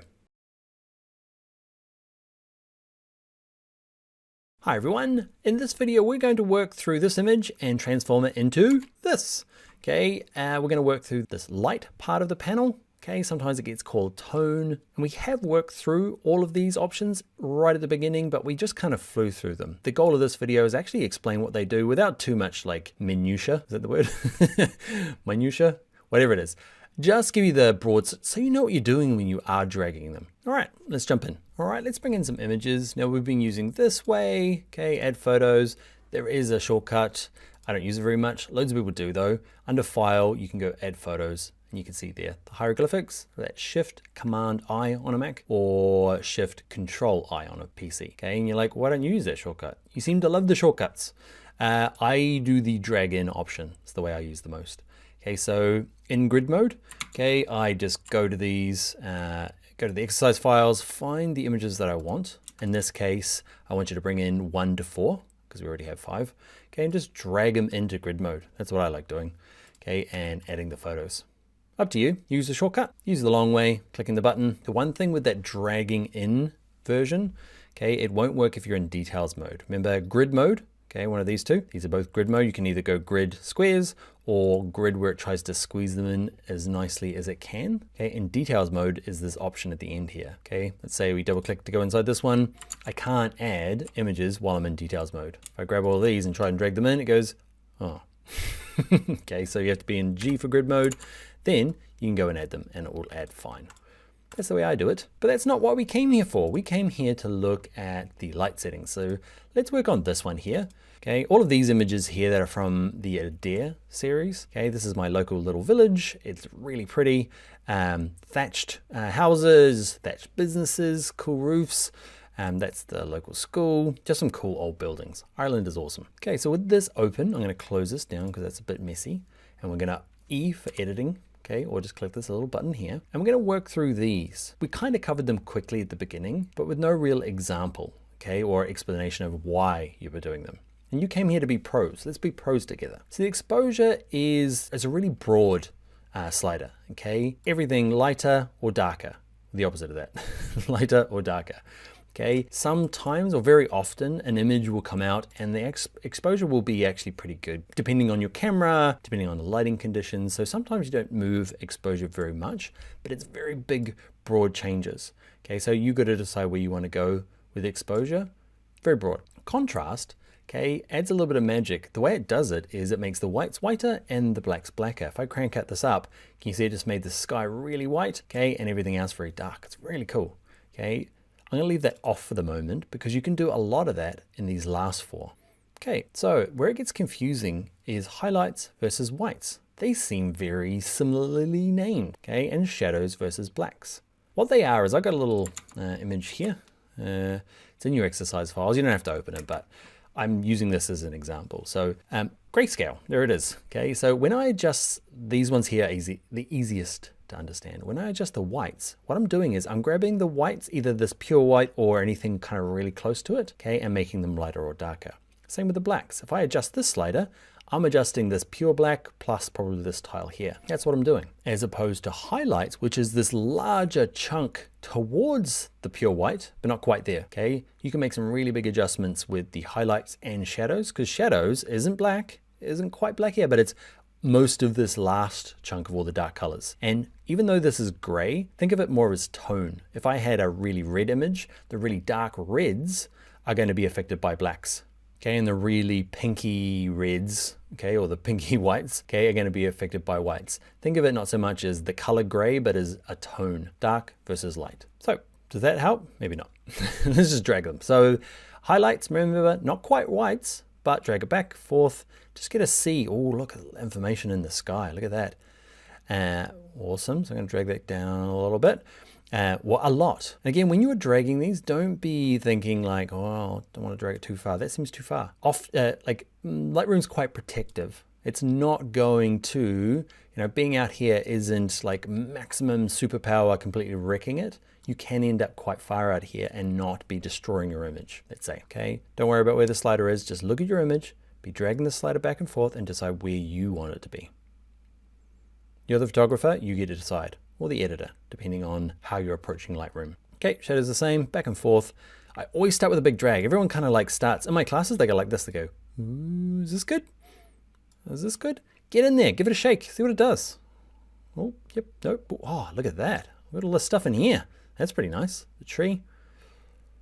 All right, I'm gonna go about here. Often you can do most of the work in highlights and shadows and then smaller parts in whites and blacks. It depends on the image though. Okay, that's why they're in this order. Broad, broad, less broad. Okay, oh, look at that stuff in the sky. There we go, blacks. Oh, nice. Okay, I'm dragging the pure blacks to make even the ones that were close to being black, more black. Okay, these guys here, I'm gonna try and push them along towards the pure black because I like the contrast in these windows. In real life, they are just kind of dirty and not quite, they're quite old and mottled, but I want this like really cool contrast between them. Remember, backslash on your keyboard, on, off, on, off. The long way, remember, is down there. I'm not going to mention that anymore. I'm just going to say backslash, okay? You can go down that button if you prefer. Ooh, I like it. So start at the top, broad strokes, crank out the contrast because I do like it, but really contrast is adjusting these options in here, kind of all in one go. All right, so that is the light panel where you do most of your work. Explained a little bit more so you know what you're doing. Remember, just a quick reminder how to reset them. You can I always double click them. You'll see me in the course doing that. It's because that's really common on other Adobe programs. It's much easier just to click the click the word because it says reset. But you'll see me in this course doing it the painful way by double clicking them because it's really common in other Adobe programs. All right, so that's it. We've got a couple of other photographs that I took. You can play around with these just to practice the settings along here, resetting them, having a play with some images that maybe aren't your own. It's always fun. You don't need to submit these particular ones, just have a play around with them. And in the next video, we'll set a proper class project. All right, onto that project. Hi everyone, it's not homework time, okay? It's class project light correction. So we're going to use the skills we've learned so far. What I want you to do is stick to this panel here, okay, light, okay, the things that we've worked through in the previous video, okay, and I want you to either use your own image, that's the ideal, okay, if you've got your own images you can work on, or you can use some of the free sites. I mentioned them in the earlier class project. Here they are listed here. I won't reiterate them for this next project, but that's where they are. And what you're looking for is an image that needs a little bit of work, okay? Something that doesn't have strong lights or darks, okay, that you can actually do some work for. Okay, that's why something like Unsplash, which I've done in other courses, is brilliant, but the photographer's already done the correction work here. Often it has a color grade as well, so not as fun to work on, or at least we don't get to practice our light correction skills. Okay, so check out signature edits or photo traces. They are listed here in the original project. Okay, and just have a look for something that needs a bit of work, like this one here. Okay, the balance of sky versus the kind of foreground. the foreground is really, or the midground at least, is, too dark. Okay, this one here, there's no strong whites. So look for things that need a bit of work. This one here as well, there's no real strong whites and darks. It's kind of like stuck in the middle. Okay, that's why these images are so handy when you are learning. Okay, so have a look through the sites and see what you can do. Yeah, so pick your own image or something from a free website, use those light settings, and then export before and after images. Okay, we'll cover saving in a more detail later in the course, but for now, it's pretty easy. So what you want is a before and after. Let's find this guy here. Okay, and remember backslash before, after. Obviously not this particular image, but just as an example. And what I want you to do is just do this. Use the export option or the save option up in the top here, this little icon, and just use JPEG small. Okay, and where are you going to put it? I've just created a Lightroom class projects folder. Okay, or just dump it onto your desktop, depending on how you roll, okay, and put it in a folder. Go on, just this once. Put it in there. So that's the after. How do you get the before? Who remembers how to reset it? Oh, you remember. Command R, okay, on a Mac, Control R on a PC, or you can go the long way, photo, reset edits, then do another save. Okay, same folder, and just remember to go to edit, undo. So you can go back to all your sweet edits. Okay, so, and let's have a little look. We've got our two options up here. I want to upload them, okay, to the assignment section of this website. Okay, here we are, depending, they've got different names on different sites, okay, but also share it on social media. Love to see your before and after. Just mention, hey, my first edit. Class project 2, light correction. Credit the photographer if you can, if it's yourself, use yourself. Some of these sites here are a little bit tricky. They don't have a really good way of tracking the photographer, specifically, but they do ask at the top here, have a little read of the different licenses. They just say, hey, you don't have to, but link to their website helps them do their thing. All right, that is it. Go have a practice, find some images that need some work, do some light correction and share it. All right, you go do that. I'm gonna go start making the next video. Hi everyone, this video is some definitions of terms. Okay, we're going to be doing some color correction in this next section, and then later in the course we're going to be doing color grading. What is the difference? Color correction is just fixing colors, and color grading often is stylizing it. So this is an image from yesterday, a couple of days ago at a car show. So this car here, I've done some color corrections. Okay, so that was like it was as shot. And this is how I want it, or at least how I felt like it shot in real life. The colors of the car, I've messed with the greens down the bottom there. Okay, can you see the before, after, before, after? I lifted some of these oranges, okay, that were in the roof, that were just kind of like washed out in the photograph, kind of fooled them up. Okay, so that's color correction. So we're gonna do a bunch of that in this section. And then later on, I'll show you, this is where I ended up with the color grading. So this is kind of my final piece that I used and sent out. This is like a style that I've added. Color grading. You got it? Color correction, fixing, color grading, styling it. There we go. Got that done. On to the next video. Or if you want to mess around with that, there's two in your 03 corrections. Okay, there's two raw files. There's this one. Compositionally not particularly great, especially because you can see my bald head in this one. But beautiful car if you did want to play around with them. Not essential. All right, that's it. Color correction, color grading. Done.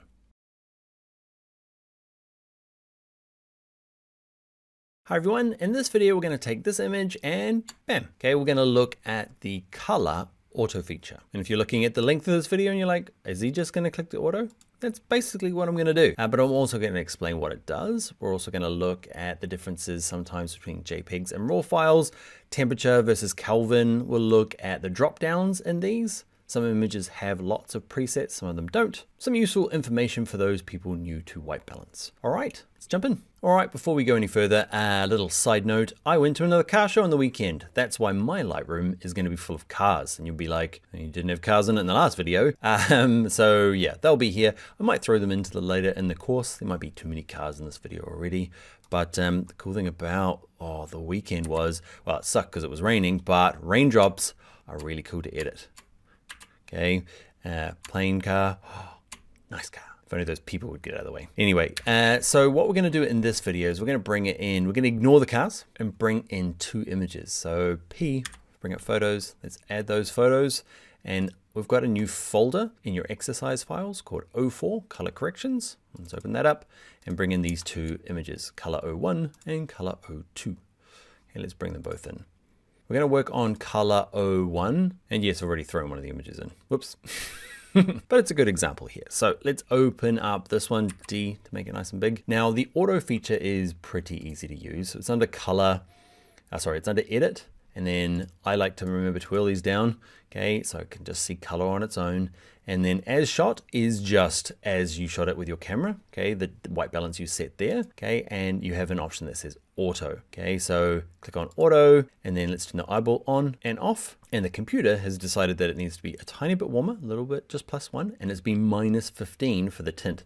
Okay, so it's just gone, pushed it a little bit to the green. So do I like it? On, off, on, off. I find all of the awesome stuff that Lightroom does in terms of the automatic stuff. I love color, and the white balance is one of those things where I don't know if it's me being like a squishy brained human and going, hey computer, what do you know? Okay. I always click auto just to see what it thinks. Why is it judging my in-camera white balance settings, which is more often set to auto anyway? Okay, but I do it, I check what it is, and I'm like, it kind of informs my decision before I start dragging it. I go, okay, I'm gonna make it a little bit warmer, and I'm gonna make it a little bit further this way. Too far? Okay, and you can see it's changed to custom. So I often start with auto, and it just gives me a kind of an indication of where I'm gonna go, or where I should go. And I'm like, should go? Well, there you go. You understand what I mean, okay? Good starting point. Now, the other thing I wanna mention in here is that we've got temperature in this one here, like default, the auto setting said, all right, you be +3. Let's open that other image. I'm gonna use my arrow key and go back one, okay? Just to toggle to that other image, or remember, hit G and just double click the one you wanna open. So the difference between a JPEG, okay, which is this image here, using my arrow keys, the right arrow, left, right.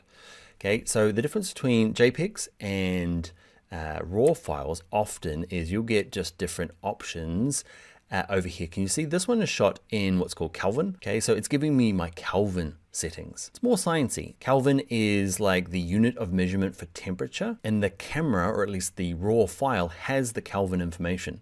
So it gives it to you here. And if you do know a little bit about light and you know what like daylight Kelvin is, and that's right in the middle there, it doesn't really matter, it doesn't change it, but it might be confusing if you open up some images and like this one here, you're given just numbers because it doesn't know what the Kelvin was. So it just goes +3 of whatever it was. Whereas this one here, because it's a RAW file, is actually recording a lot more of the temperature information, including what Kelvin it was set to as shot. I can go over it just like the other one, but there you go. That's why you'll have two.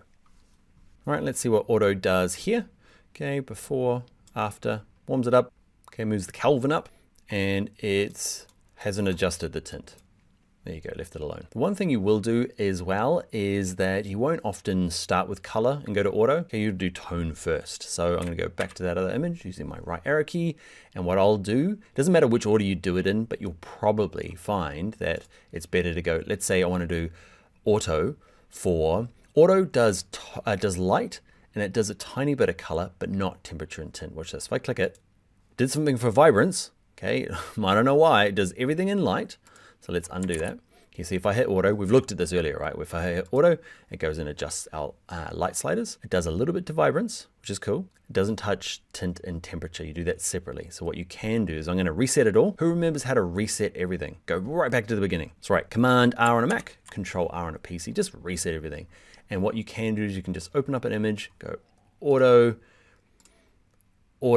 and that might be enough. You can see here, before, after, pretty good result. One other thing I want to show you is here on this JPEG image. Okay, remember temperature is just done in the numbers here. The other thing is the drop-down menu here is a lot shorter. You've got as shot and auto. Okay, and custom is just when you start dragging it on your own. But let's have a look back at this car here. Okay, and let's have a look at the drop down. Remember, this is a raw image, and you can see here there's a lot more options in here. It's just because there is Kelvin information, it's going to give you options to say, hey, let's make this a cloudy shot. Okay, can you see here? It's basically balancing out a cloudy shot and kind of raising the Kelvin up. So I'm going to hover above them. The editor will zoom in so you can see that Kelvin number changing. Okay, you can see it drops all the way down, okay, to kind of counteract what would be done in tungsten. Tungsten lights, really kind of orangey lights. So to counteract that, they'll make it bluer. That's why this image is blue. So that's what it's doing. if you've shot cloudy, it's going to raise the Kelvin to make it warmer to counteract the cloudiness. In the daylight here as well, like these are just, yeah, just work your way through them. A little helpful use or a little shortcut for them is, let's say that you're looking at this, you're like, does it look any different? I don't know, because it's hard to go back to as shot cloudy, as shot cloudy. Okay, you can actually hold down the option key. Okay, let's get one that's more obvious, like, yeah, tungsten. Okay, so hold down the option key and it toggles back. Can you see? The editor will zoom in again. Thanks, Jason. To the auto versus, see what you can see there. Let's go back to as shot. So that's the before, and then tungsten. If I hover above it and hit the option key, it just toggles it back and forth. Man, I made a meal of that. What do you reckon? Okay, so have a look through these, and if you want to see what it looked like before, just hold the option key on a Mac, Alt key on a PC, and it just toggles between the two. That's handy. You can kind of see what it's doing over here in terms of the tint and temperature as well, which is fun. All right, that is it. Automatic features, some of the drop downs, why JPEGs are different than RAW files, and auto can be awesome, especially as a starting point before you get all fussy and just drag it 1 or 2 more points along. Take that, computer. All right, that is it. I will see you in the next video. Hi everyone, in this video we're going to look at removing some of these strong color casts. This one's quite blue, okay, that's how we remove it, but we're going to use this eyedropper tool here, okay, the white balance selector tool. We'll do it for a few images, so that's after, before, quite a warm image, some magenta in there, removed, okay, and same with this one here, quite a green tinge to it. We're going to use the white balance selector tool, this eyedropper tool here. I'll also briefly introduce one of these color checker cards, the 18% gray, to help correct the white balance and get consistency across different photo shoots. All right, let's jump in. All right, to get started, let's bring in some images. It's an 04 color correction, and we're going to bring in these last 03, 04, 05. Now, you can use the method that we used in the last video. I'm just going to mix it up here and show you the way I do it. Remember, I'm on grid view, so G, and then I'm just going to drag all of these guys in. Cool. I'm going to add all 3, and we're going to start with this one here. Okay, so the woman on the log, and double click it, or hit D, then click E, or click this option up here. And what we're looking for is under color, there is this eyedropper tool. Okay, so what we can say, you can see there, it's called the white balance selector. Okay, what we can say is actually I, as the human, know what is white in this image, or at least what is neutral. It doesn't have to be white, it has to be the absence of color. Because what it can do is if you tell it what has no color, okay, it can go, oh, well, if there is color in there, I'll remove it. So if I say this boat I know is white because I'm a clever human, okay, and you can see it's kind of like, I can't really point to it, but the big zoomed up bit, okay, if I zoom it up, you can see that there's some strange colors going on in there. So if you click it, it's going to try and remove them and make this thing neutral colored, and in this case, make it white. There we go there. So there you go. On, off. Now, it can be useful. So let's try this. I'm going to undo it, so reset it. So Command R or Control R, and I'm going to do it to this shirt. You're like, the shirt's white. Let's click on this. Can you see you get a very big, a different result? You can see it's bumped up the temperature quite a bit. And the other thing to note just out of hand, like that's where it started. Okay, if I undo it, you see it gives you a nice little just visual reference. I'm going to do it again. Click there. You can see how far it's jumped up from as shot to where it is now. Because otherwise, yeah, it's just a little handy little measurement there. And then the tint, just a tiny little change in the tint, -10. Okay, before, after. So you can use the eyedropper tool and it works sometimes great and sometimes not so great. Okay, depending on where you're clicking. If I click down on the shoe here, so I'm going to reset it. W is the white balance selector. Too many shortcuts, but just click on that. Okay, and go, yeah. There we go, nice. Now choosing something that happens to be white in the image afterwards is useful. You can kind of force that to happen a little bit more scientifically. I was having to dig around there. I paused the video and I was trying to find something and I found this, my gray card. So let's bring in that. It's in your notes now. It's just called gray card. And I couldn't find a good image of it. This is all I could find. Okay, and go into detail view.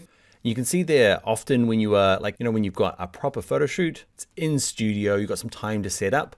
Okay, you can hold up one of these gray cards to do a test shot so that you can kind of get your settings right. So you can say, actually here, you can either do it in the camera, that would be optimal. Okay, with your camera, set your white balance based on this card here. Often people will use that kind of 18% gray there, or white. Actually, that's the 18% gray there. That's just a really, white is tricky because it's kind of like can be quite a blown out color. So often they'll use this gray. It's still neutral, still has no color in it, but it's a good way of kind of a nice big easy thing to go, there you go. You can see here, in this particular shot, okay, it's lower the temperature a little bit and the tint a little bit, okay, but it's a lot more scientific is the word, probably not the word, but at least you can get consistency across different shoots, maybe different rooms, different venues, different lighting conditions, okay, so before, after. Not the greatest shot, I know. Actually, let me Google something right there. There you go. So you can buy these cards here. Okay, and you buy them, hold them up, and it's just easy to get the white balance. Better to do it with the camera first, but you can do it afterwards in Lightroom as well, using the eyedropper tool. All right, one last thing I'd like to mention is that when I'm working, I'm kind of like, what should I, how do I get started? Often it's light then color, unless the temperature's off. So the temperature, if it looks off, if I'm like, there's something just obviously wrong with it, I'll go and do the white balance first, okay, which is the temperature and the tint, then close that down and come back through my light and exposure. So I'll do a speedy version of my light settings here.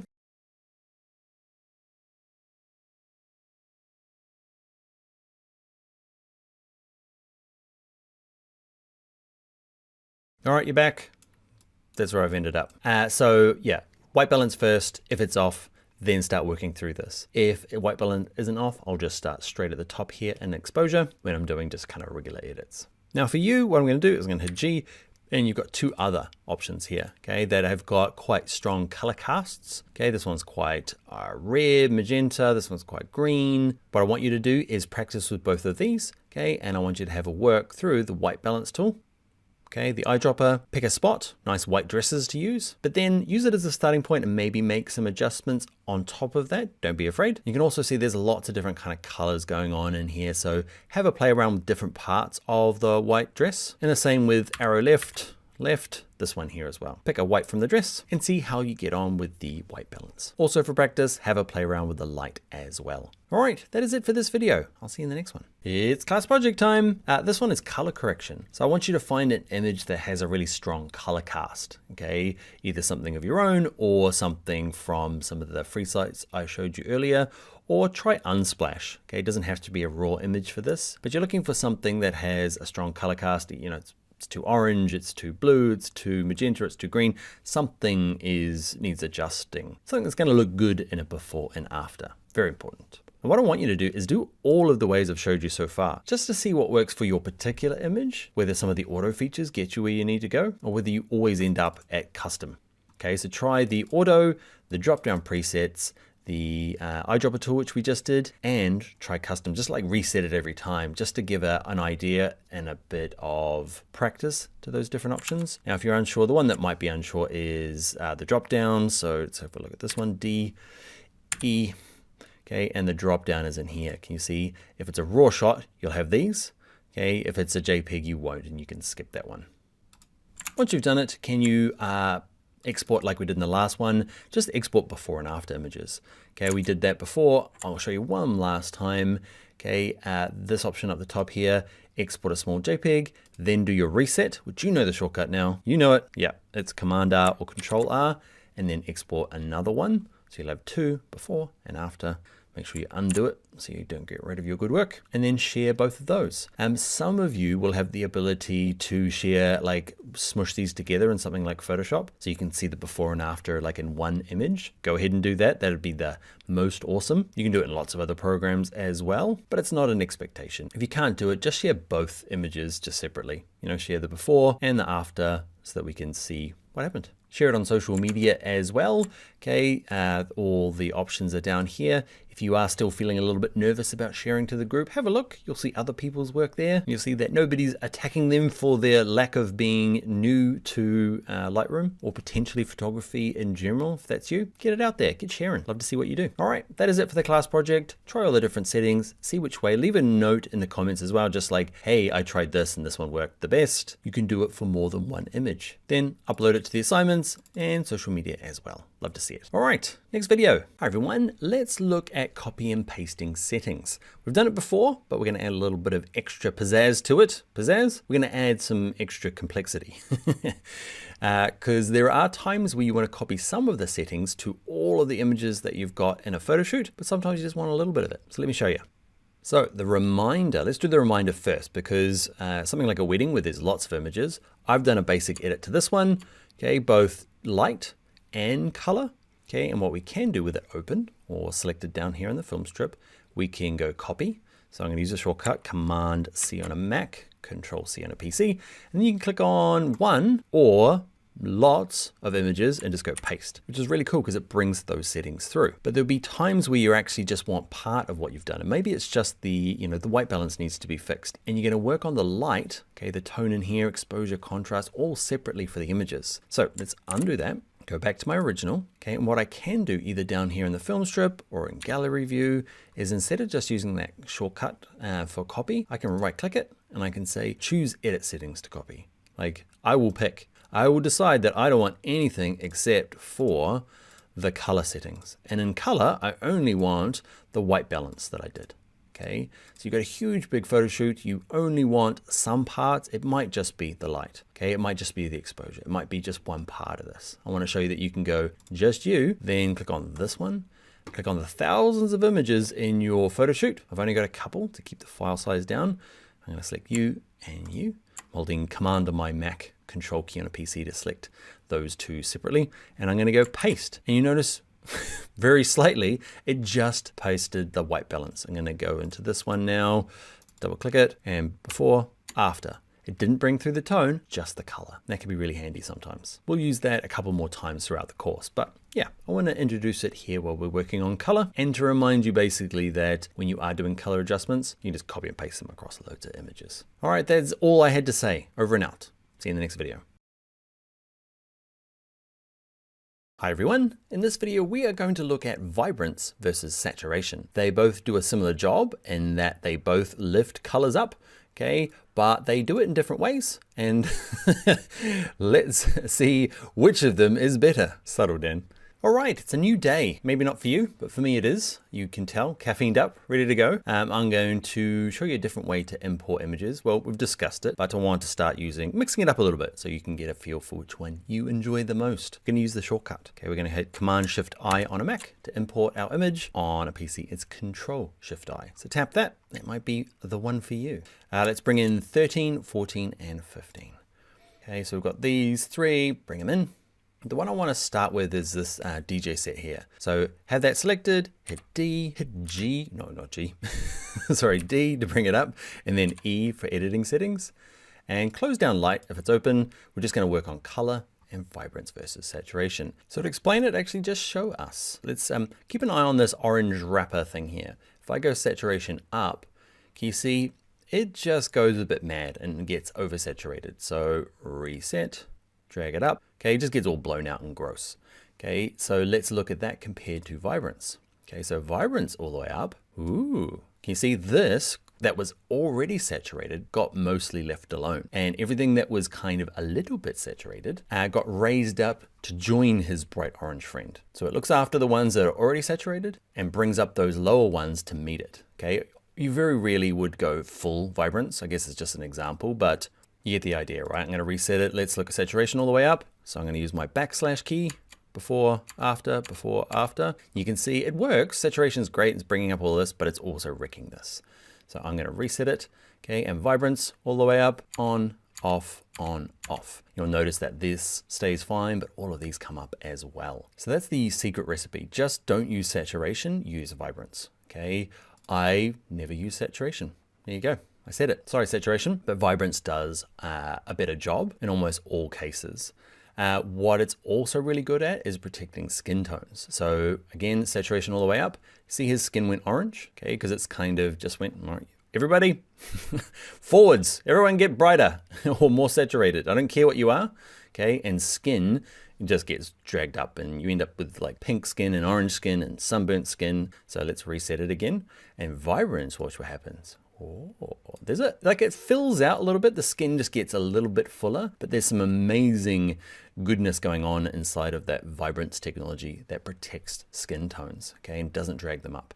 Dragged up this kind of like stained glass stuff here at the back, whatever that is, but protects the skin tone. So you'll never drag it all the way up. You end up, you know, my rule, just to pass on my rules to you, is I drag this up. Okay, so I'm going to start at the beginning. I'll drag this up, looking at it, and I'm going too far.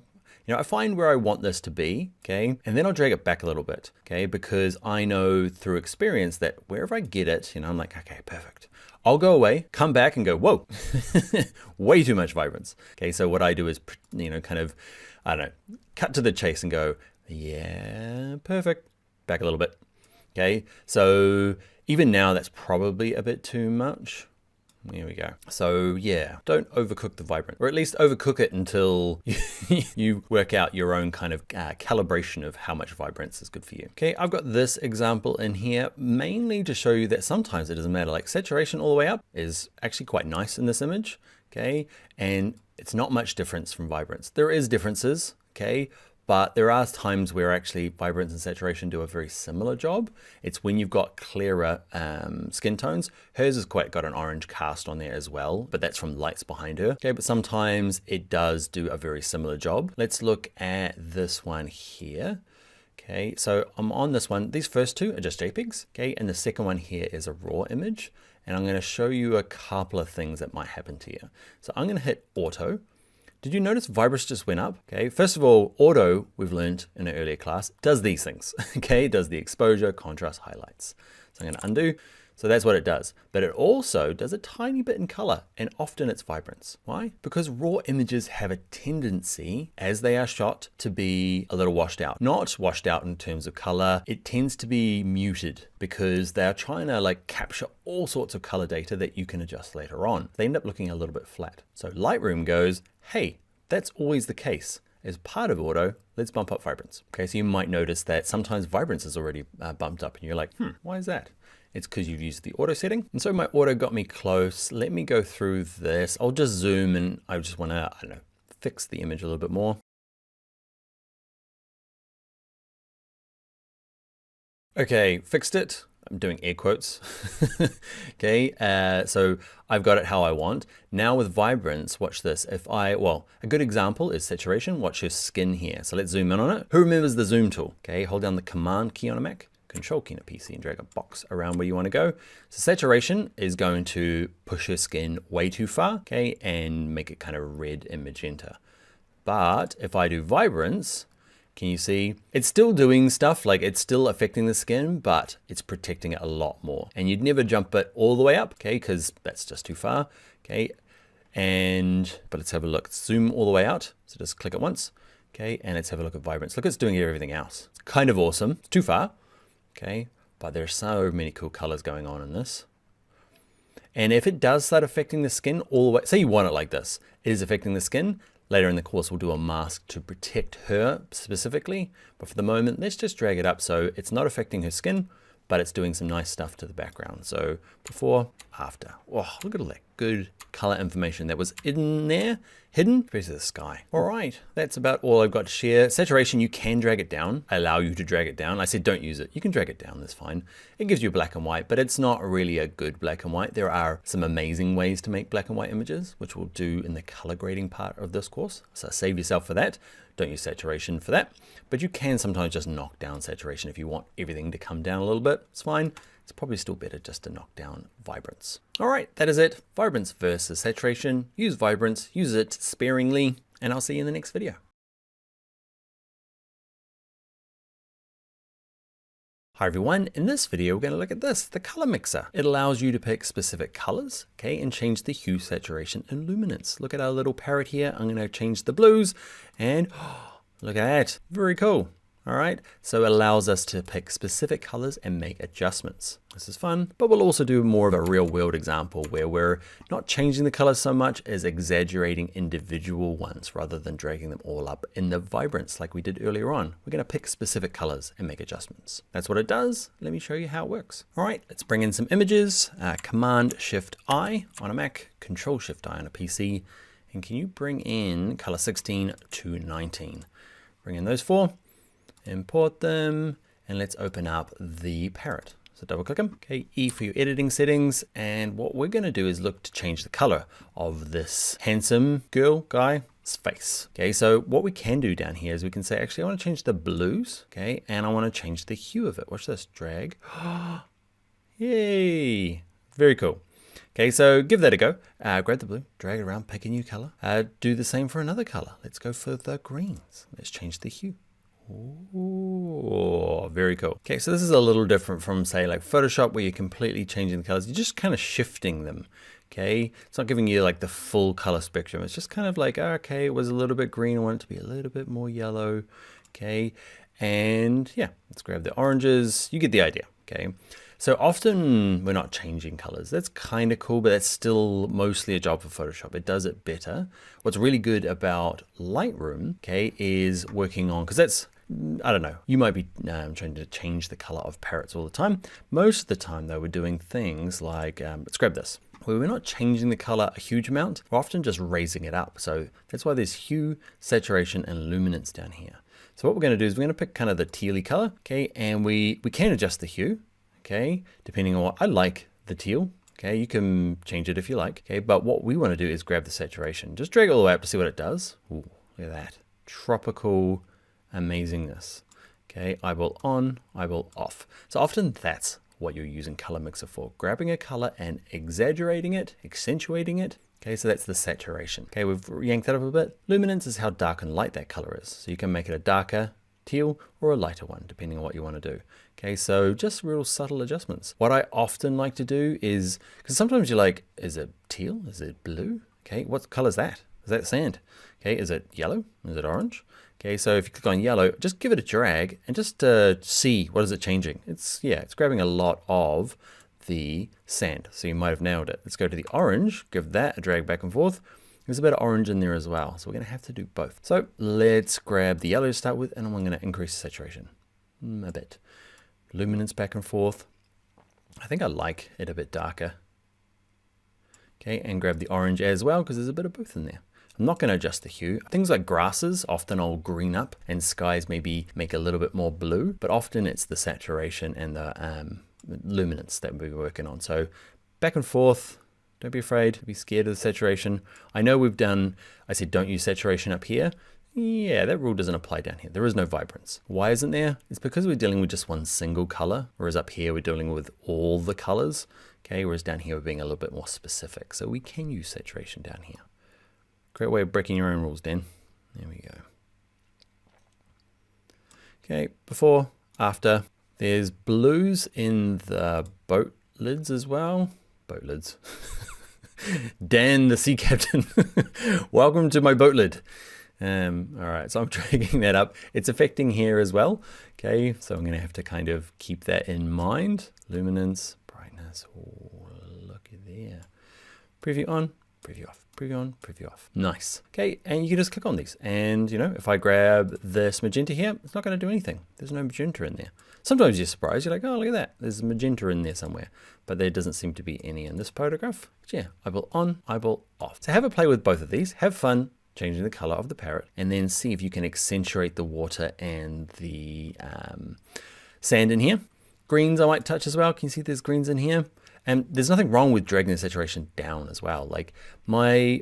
If we don't want our focus to be up here, we might decide to pull some of the saturation out of that green so that the kind of focus is on the boats and the water, okay? Or we might drag it, probably not all the way up. Let's drag it all the way up so we can see what it's doing, and then we can adjust the hue. Can you see I can make it more yellow or kind of more, you know, minty green? So let's have a look.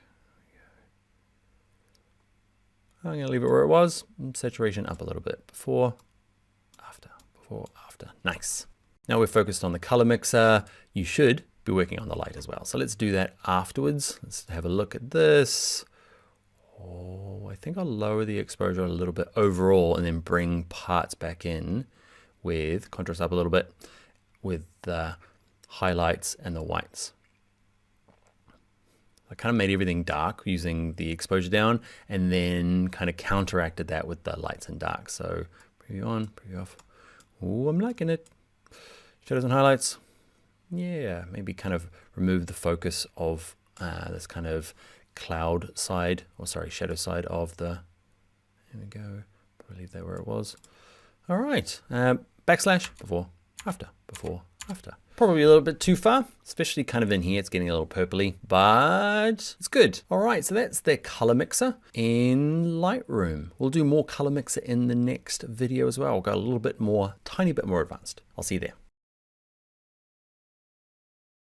Hi everyone, in this video we're going to look at the color mixer, but we're going to take it a little bit further. We're going to look at this like little target guy. It allows us to click on the artwork and make adjustments actually on the artwork to these sliders by dragging, rather than trying to guess which color we're adjusting. Super awesome. Let me show you how it works. Okay, let's work on this image that we brought in from the last video. What image is it? Click on the eyeball down here, or the eye actually, and this is color 18. Okay, just a reminder that this little info panel is there. Let's go to edit, and what we might do is do a quick light adjustment. Okay, so you wait there, I'm just going to speed this up. Actually, let's click auto. Let's see where we get. Ooh. Okay, so good start. Okay, and we'll leave it there. Okay, what we want to do now is twirl up light, and let's look at color. Let's get down to the color mixer, and we manually went through and went, all right, I need to change these. Okay, and they're kind of a yellowy color, and I can change the colors of them. Okay, what you can do is see this little guy here, this little target. It's called the target adjustment. Okay, what it does is if you click it, this little panel up here appears, which is cool. So we can adjust the hue, saturation, and luminance, which is these three here, which we did in the last video. But we can say, actually, I want to adjust the hue of the thing I'm going to click. Watch this. If I hover above it, can you see it's kind of a rusty brown and yellowy, coppery color? Okay, so it's going, hey, I know what colors are in there. And if I click hold and drag it, I can adjust the colors of them. Can you see the slider over there on the right? Okay, you can see it's doing the exact same thing as you would be doing, okay, over here adjusting, but you're doing it on the actual artwork, which is really handy. So I'm going to reset it. Okay, so sky. If I hover above it, can you see it's going, there's blues in here. Click, hold, and I can make them more teal or more purple. Okay, so it's up to you. Often we don't use hue. We might do. We might go, okay, it's quite a blue sky, I want to teal it up, or it's, you know, too teal and I want to make it a bit more blue. Okay, but most of the time it's bumping saturation and luminance. That's just my experience. So we might say, actually, I want to grab the saturation, grab the sky and yank it up. Whoa, and then find some sort of happy medium. So all we're doing is dragging that slider up like we did in the last video, but we're doing it on the artwork. So let's close it down and start again. So hit the target. That appears, you choose what you want to do. Let's say it's luminance, okay? And what you do is you hover above the thing that you want to change the luminance of. It goes through and says, I'm not doing anything, that appears, okay? And you click, hold, and drag it, and you decide, I want all of this to be brighter. It's just too dark in the foreground here, okay? But I also want to go and change the hue, because it is kind of too yellowy. I want to go actually push it a little bit more green. Not too far green, okay?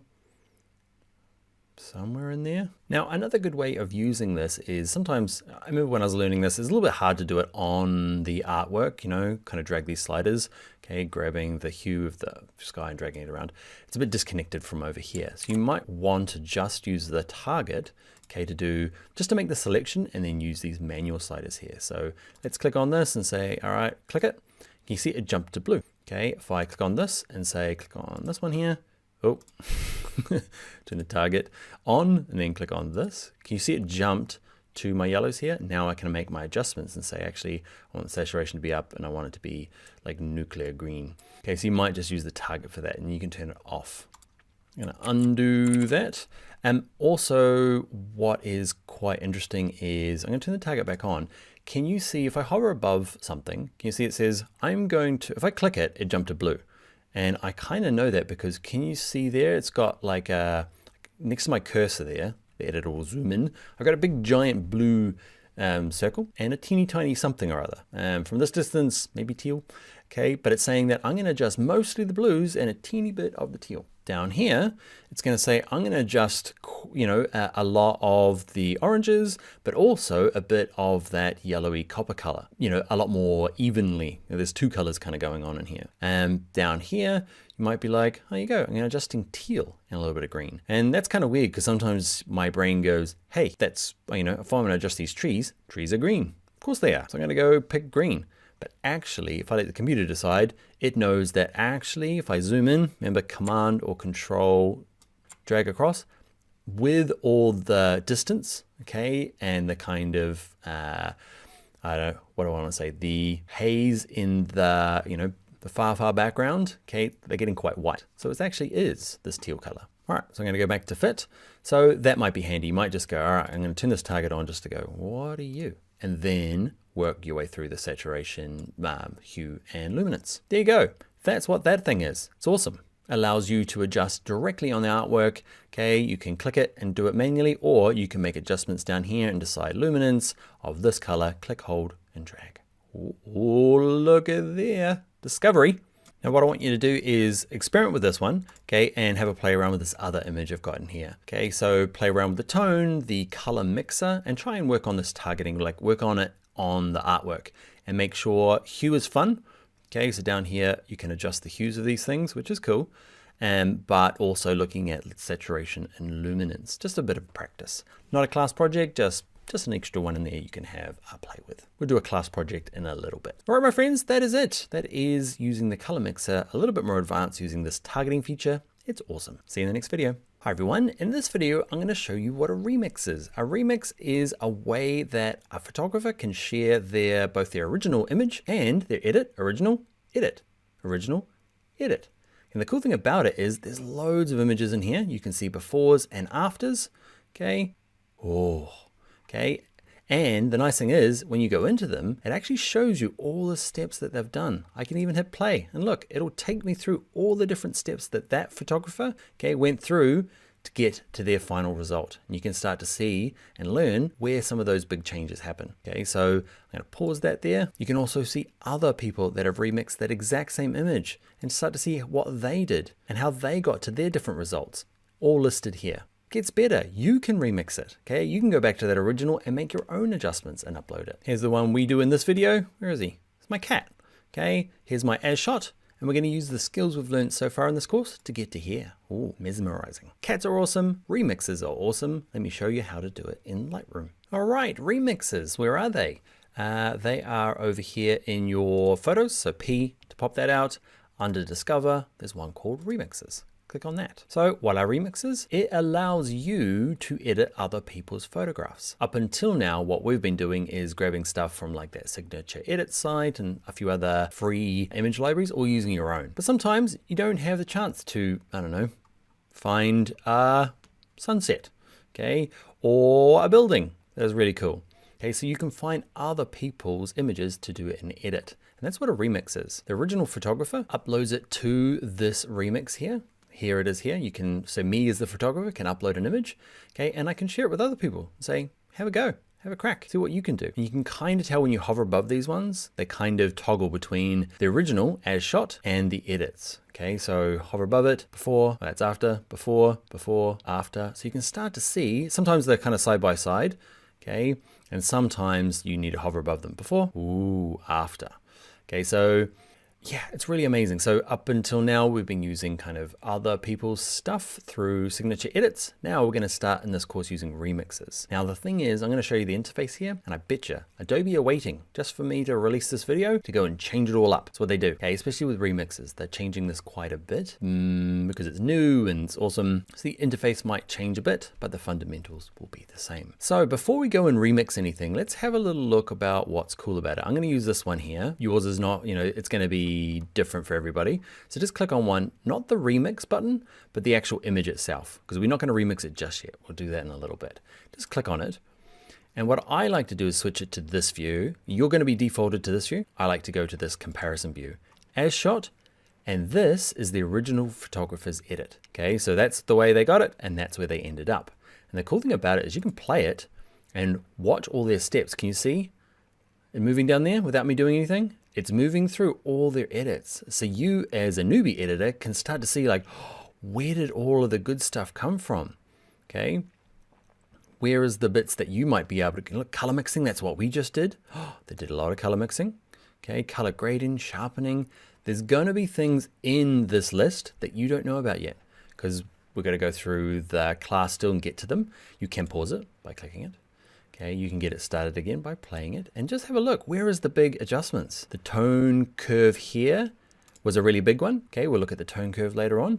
But like temperature, just subtle changes, can you see? And then they get to the color mixes, pause it, just to see what they've done. Oh, they went up 14, okay?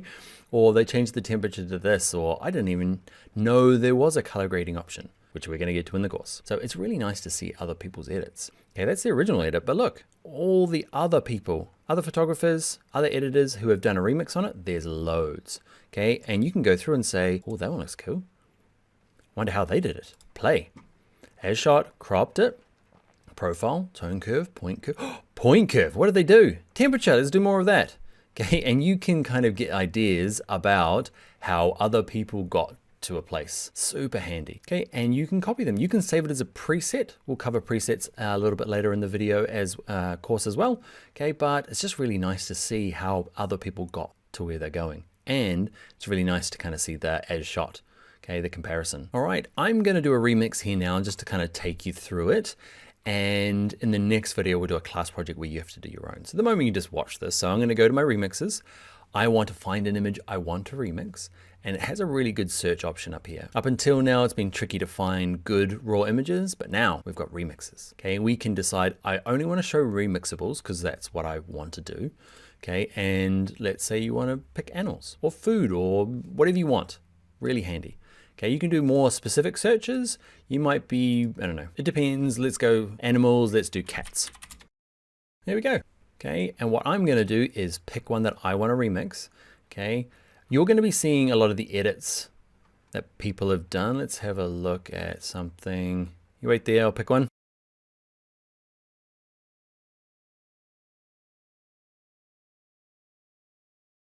All right, I found one. That took way longer than I thought because I want to do a demo of like some of the color mixer stuff. So I'm going to remix this one. Okay, so basically it opens up Lightroom with like we had shot it. But the original, okay, is Lila and Lindsay Robertson. Okay, and this is the as shot. So now I get to start my own edit.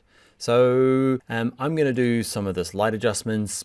Done that loads before, so I'm just going to kind of speed this one up.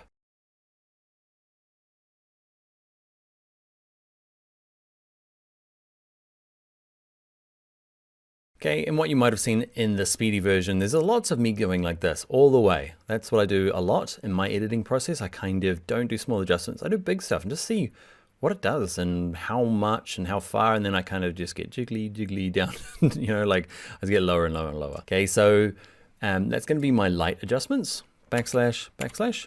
Okay, and now I want to use my color mixer because that's what we practiced before. So I'm going to use my little target and I'm going to say, actually this, I'm going to work on hue, no, saturation. I want to make this brighter. So I'm just clicking and dragging it up. Before, after, before, after. Can you see? It's a bit tricky, it's only subtle.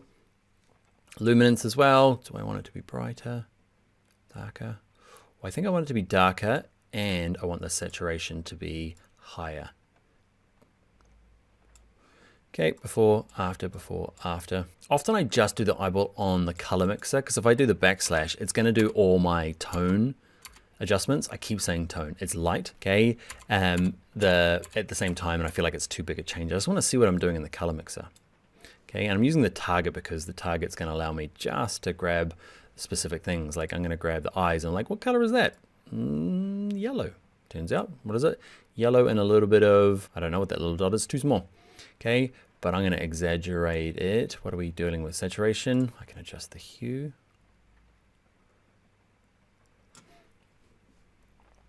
Luminance. Oh, too far, Dan. Too far. Kind of cool. I feel like it needs a vignette. We haven't done vignettes, but I think I've thrown this in a few times. It's under effects. Vignettes are cool. Oh, look how more dynamic he looks. So that's my remix. Okay. Obviously you can go through everything that you've learned so far, and we're going to go to next. Okay. This is the name of the image. Okay. The original was done by this. We can add any comments. Okay. It's a good way to help express what you were trying to do.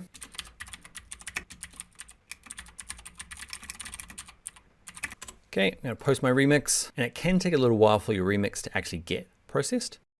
All right, and that's the first remix on this particular one. Oh no, my one hasn't appeared yet. Let's have a little look. There's one, there's my one coming along. So it's just the original photographer's remix so far, as shot, and my one will process and be there in a second. All right, so there's my edit. Cool thing about it is you can play it as well and see what you did, even though you were just there. So that's as shot, and you can see it working through over here. Shadows, whites, contrast, blacks. Oh, very cool. Okay, so now to share this with the assignments, okay, in social media, you can share the link, okay, but what we're after is before and after photographs, okay, so you're going to use screenshots, okay, so what we can do is go to the top here, the as shot, and take a screenshot of this, get this last one, take a screenshot, okay, and those are the things that you can post. If you make sure you credit the original photographer, okay, so jump in there and figure out who that was, okay, and make sure you credit them if you are posting on social media. Now, in terms of taking a screenshot on a Mac, I know it off by heart. It's Command-Shift-4, okay, and you just got to click and drag and wait for the play button to go away. It does go away eventually, okay, and you end up with a screenshot on your desktop, okay, and then you can go to this last one and do the same thing, Command-Shift-4, drag a box around it all, and just wait until it goes. And you'll have 2 before and afters to submit on your desktop. On a PC, it's different. You have to check what it is on your version of Windows. Just do a Google screenshot on PC, and you can use that to post your before and after. All right, we'll leave that one here. I was going to show you how to send your own images up. We'll do it in the next video because this one's already too long. Everyone needs a wee break and a cup of tea. You go do that. I'll see you in the next video. Hi everyone, in this video I'm going to show you how to post your own work, okay, so that other people can remix it. So you upload both the original as shot plus your edit, and you can turn on an option to allow other people to remix it. So I'm going to show you how to do that, and I'm going to show you how you can remix my image here. All right, let's get going. All right, so I'm going to find a photograph that I took, okay, and share it. So I'm going to open up this one here. This is like my before and after my edits, okay, and I want to share it so people can work with the as shot and also see what I did and then do their own remix. Okay, so I'm going to share it up here, and there's this option that says share to discovery. Okay, and what I want to do is make sure I enable, or is it enable remix? Can't see it? Yeah, allow remixing so other people can have a play around with it. Okay, and I'm going to fill in the description. You wait there.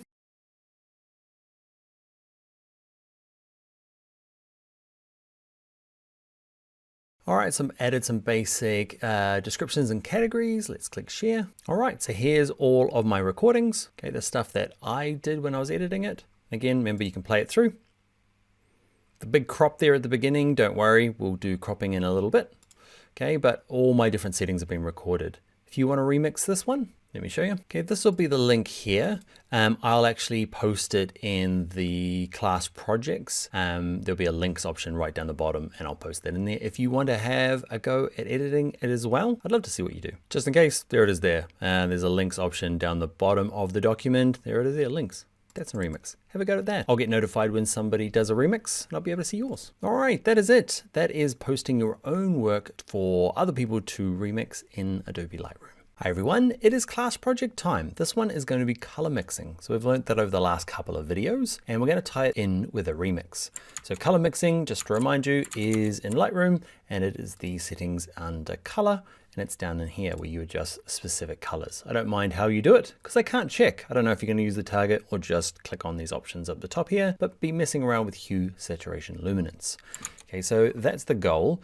The other things you need to do is use the light options as well. So probably do the light first, then do the color mixing. And light is this options in here, okay? Exposure, contrast, highlight, shadows, etc.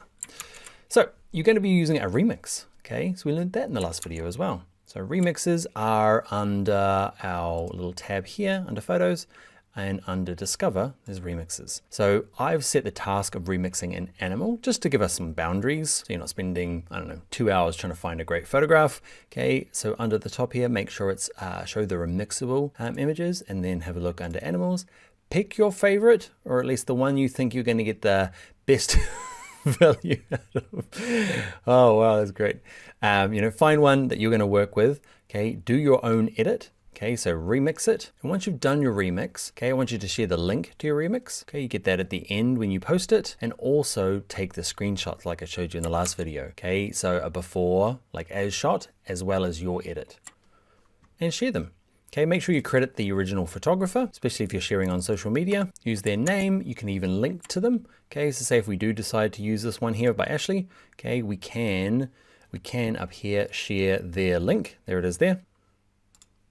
Okay, so just to recap, find an image to remix, okay, find an animal to remix, and then do the light and the color mixing. I want you to focus on color mixing at the moment. You can sneak in a vignette there if you want to as well, okay, but just kind of focus on the tools we've learned so far. Share both a link and a before and after. Make sure you share it in the assignment section, but also on social media as well. Love to see your before and afters. Exciting. All right, happy practicing. I will see you in the next video. Hello, you made it to the end. Well done. Did you wish there was more? Oh, guess what? There is more. You probably know. This is the first part of my full course, Lightroom Essentials. It's about 88 videos. Okay, you've watched just the first chunk. Okay, there's loads more to go through. And if you use the link in the description, you'll just pick up from the next video and carry on. So do that if you are keen to go further with it. There's so much more I want to share with you about Lightroom. There's loads more to do. Also know that I've got full courses on things like Photoshop and Illustrator and InDesign and Premiere Pro and After Effects and Figma and XD, all sorts of good stuff. That link there will show you all the different courses. One price gets you access to them all. So check it out. Make sure you like the video and subscribe to the YouTube channel if you haven't already. All right, that is it. Well done you for getting to the end. I might see you in the full course. All right, see ya. Lots of pointing. Bye.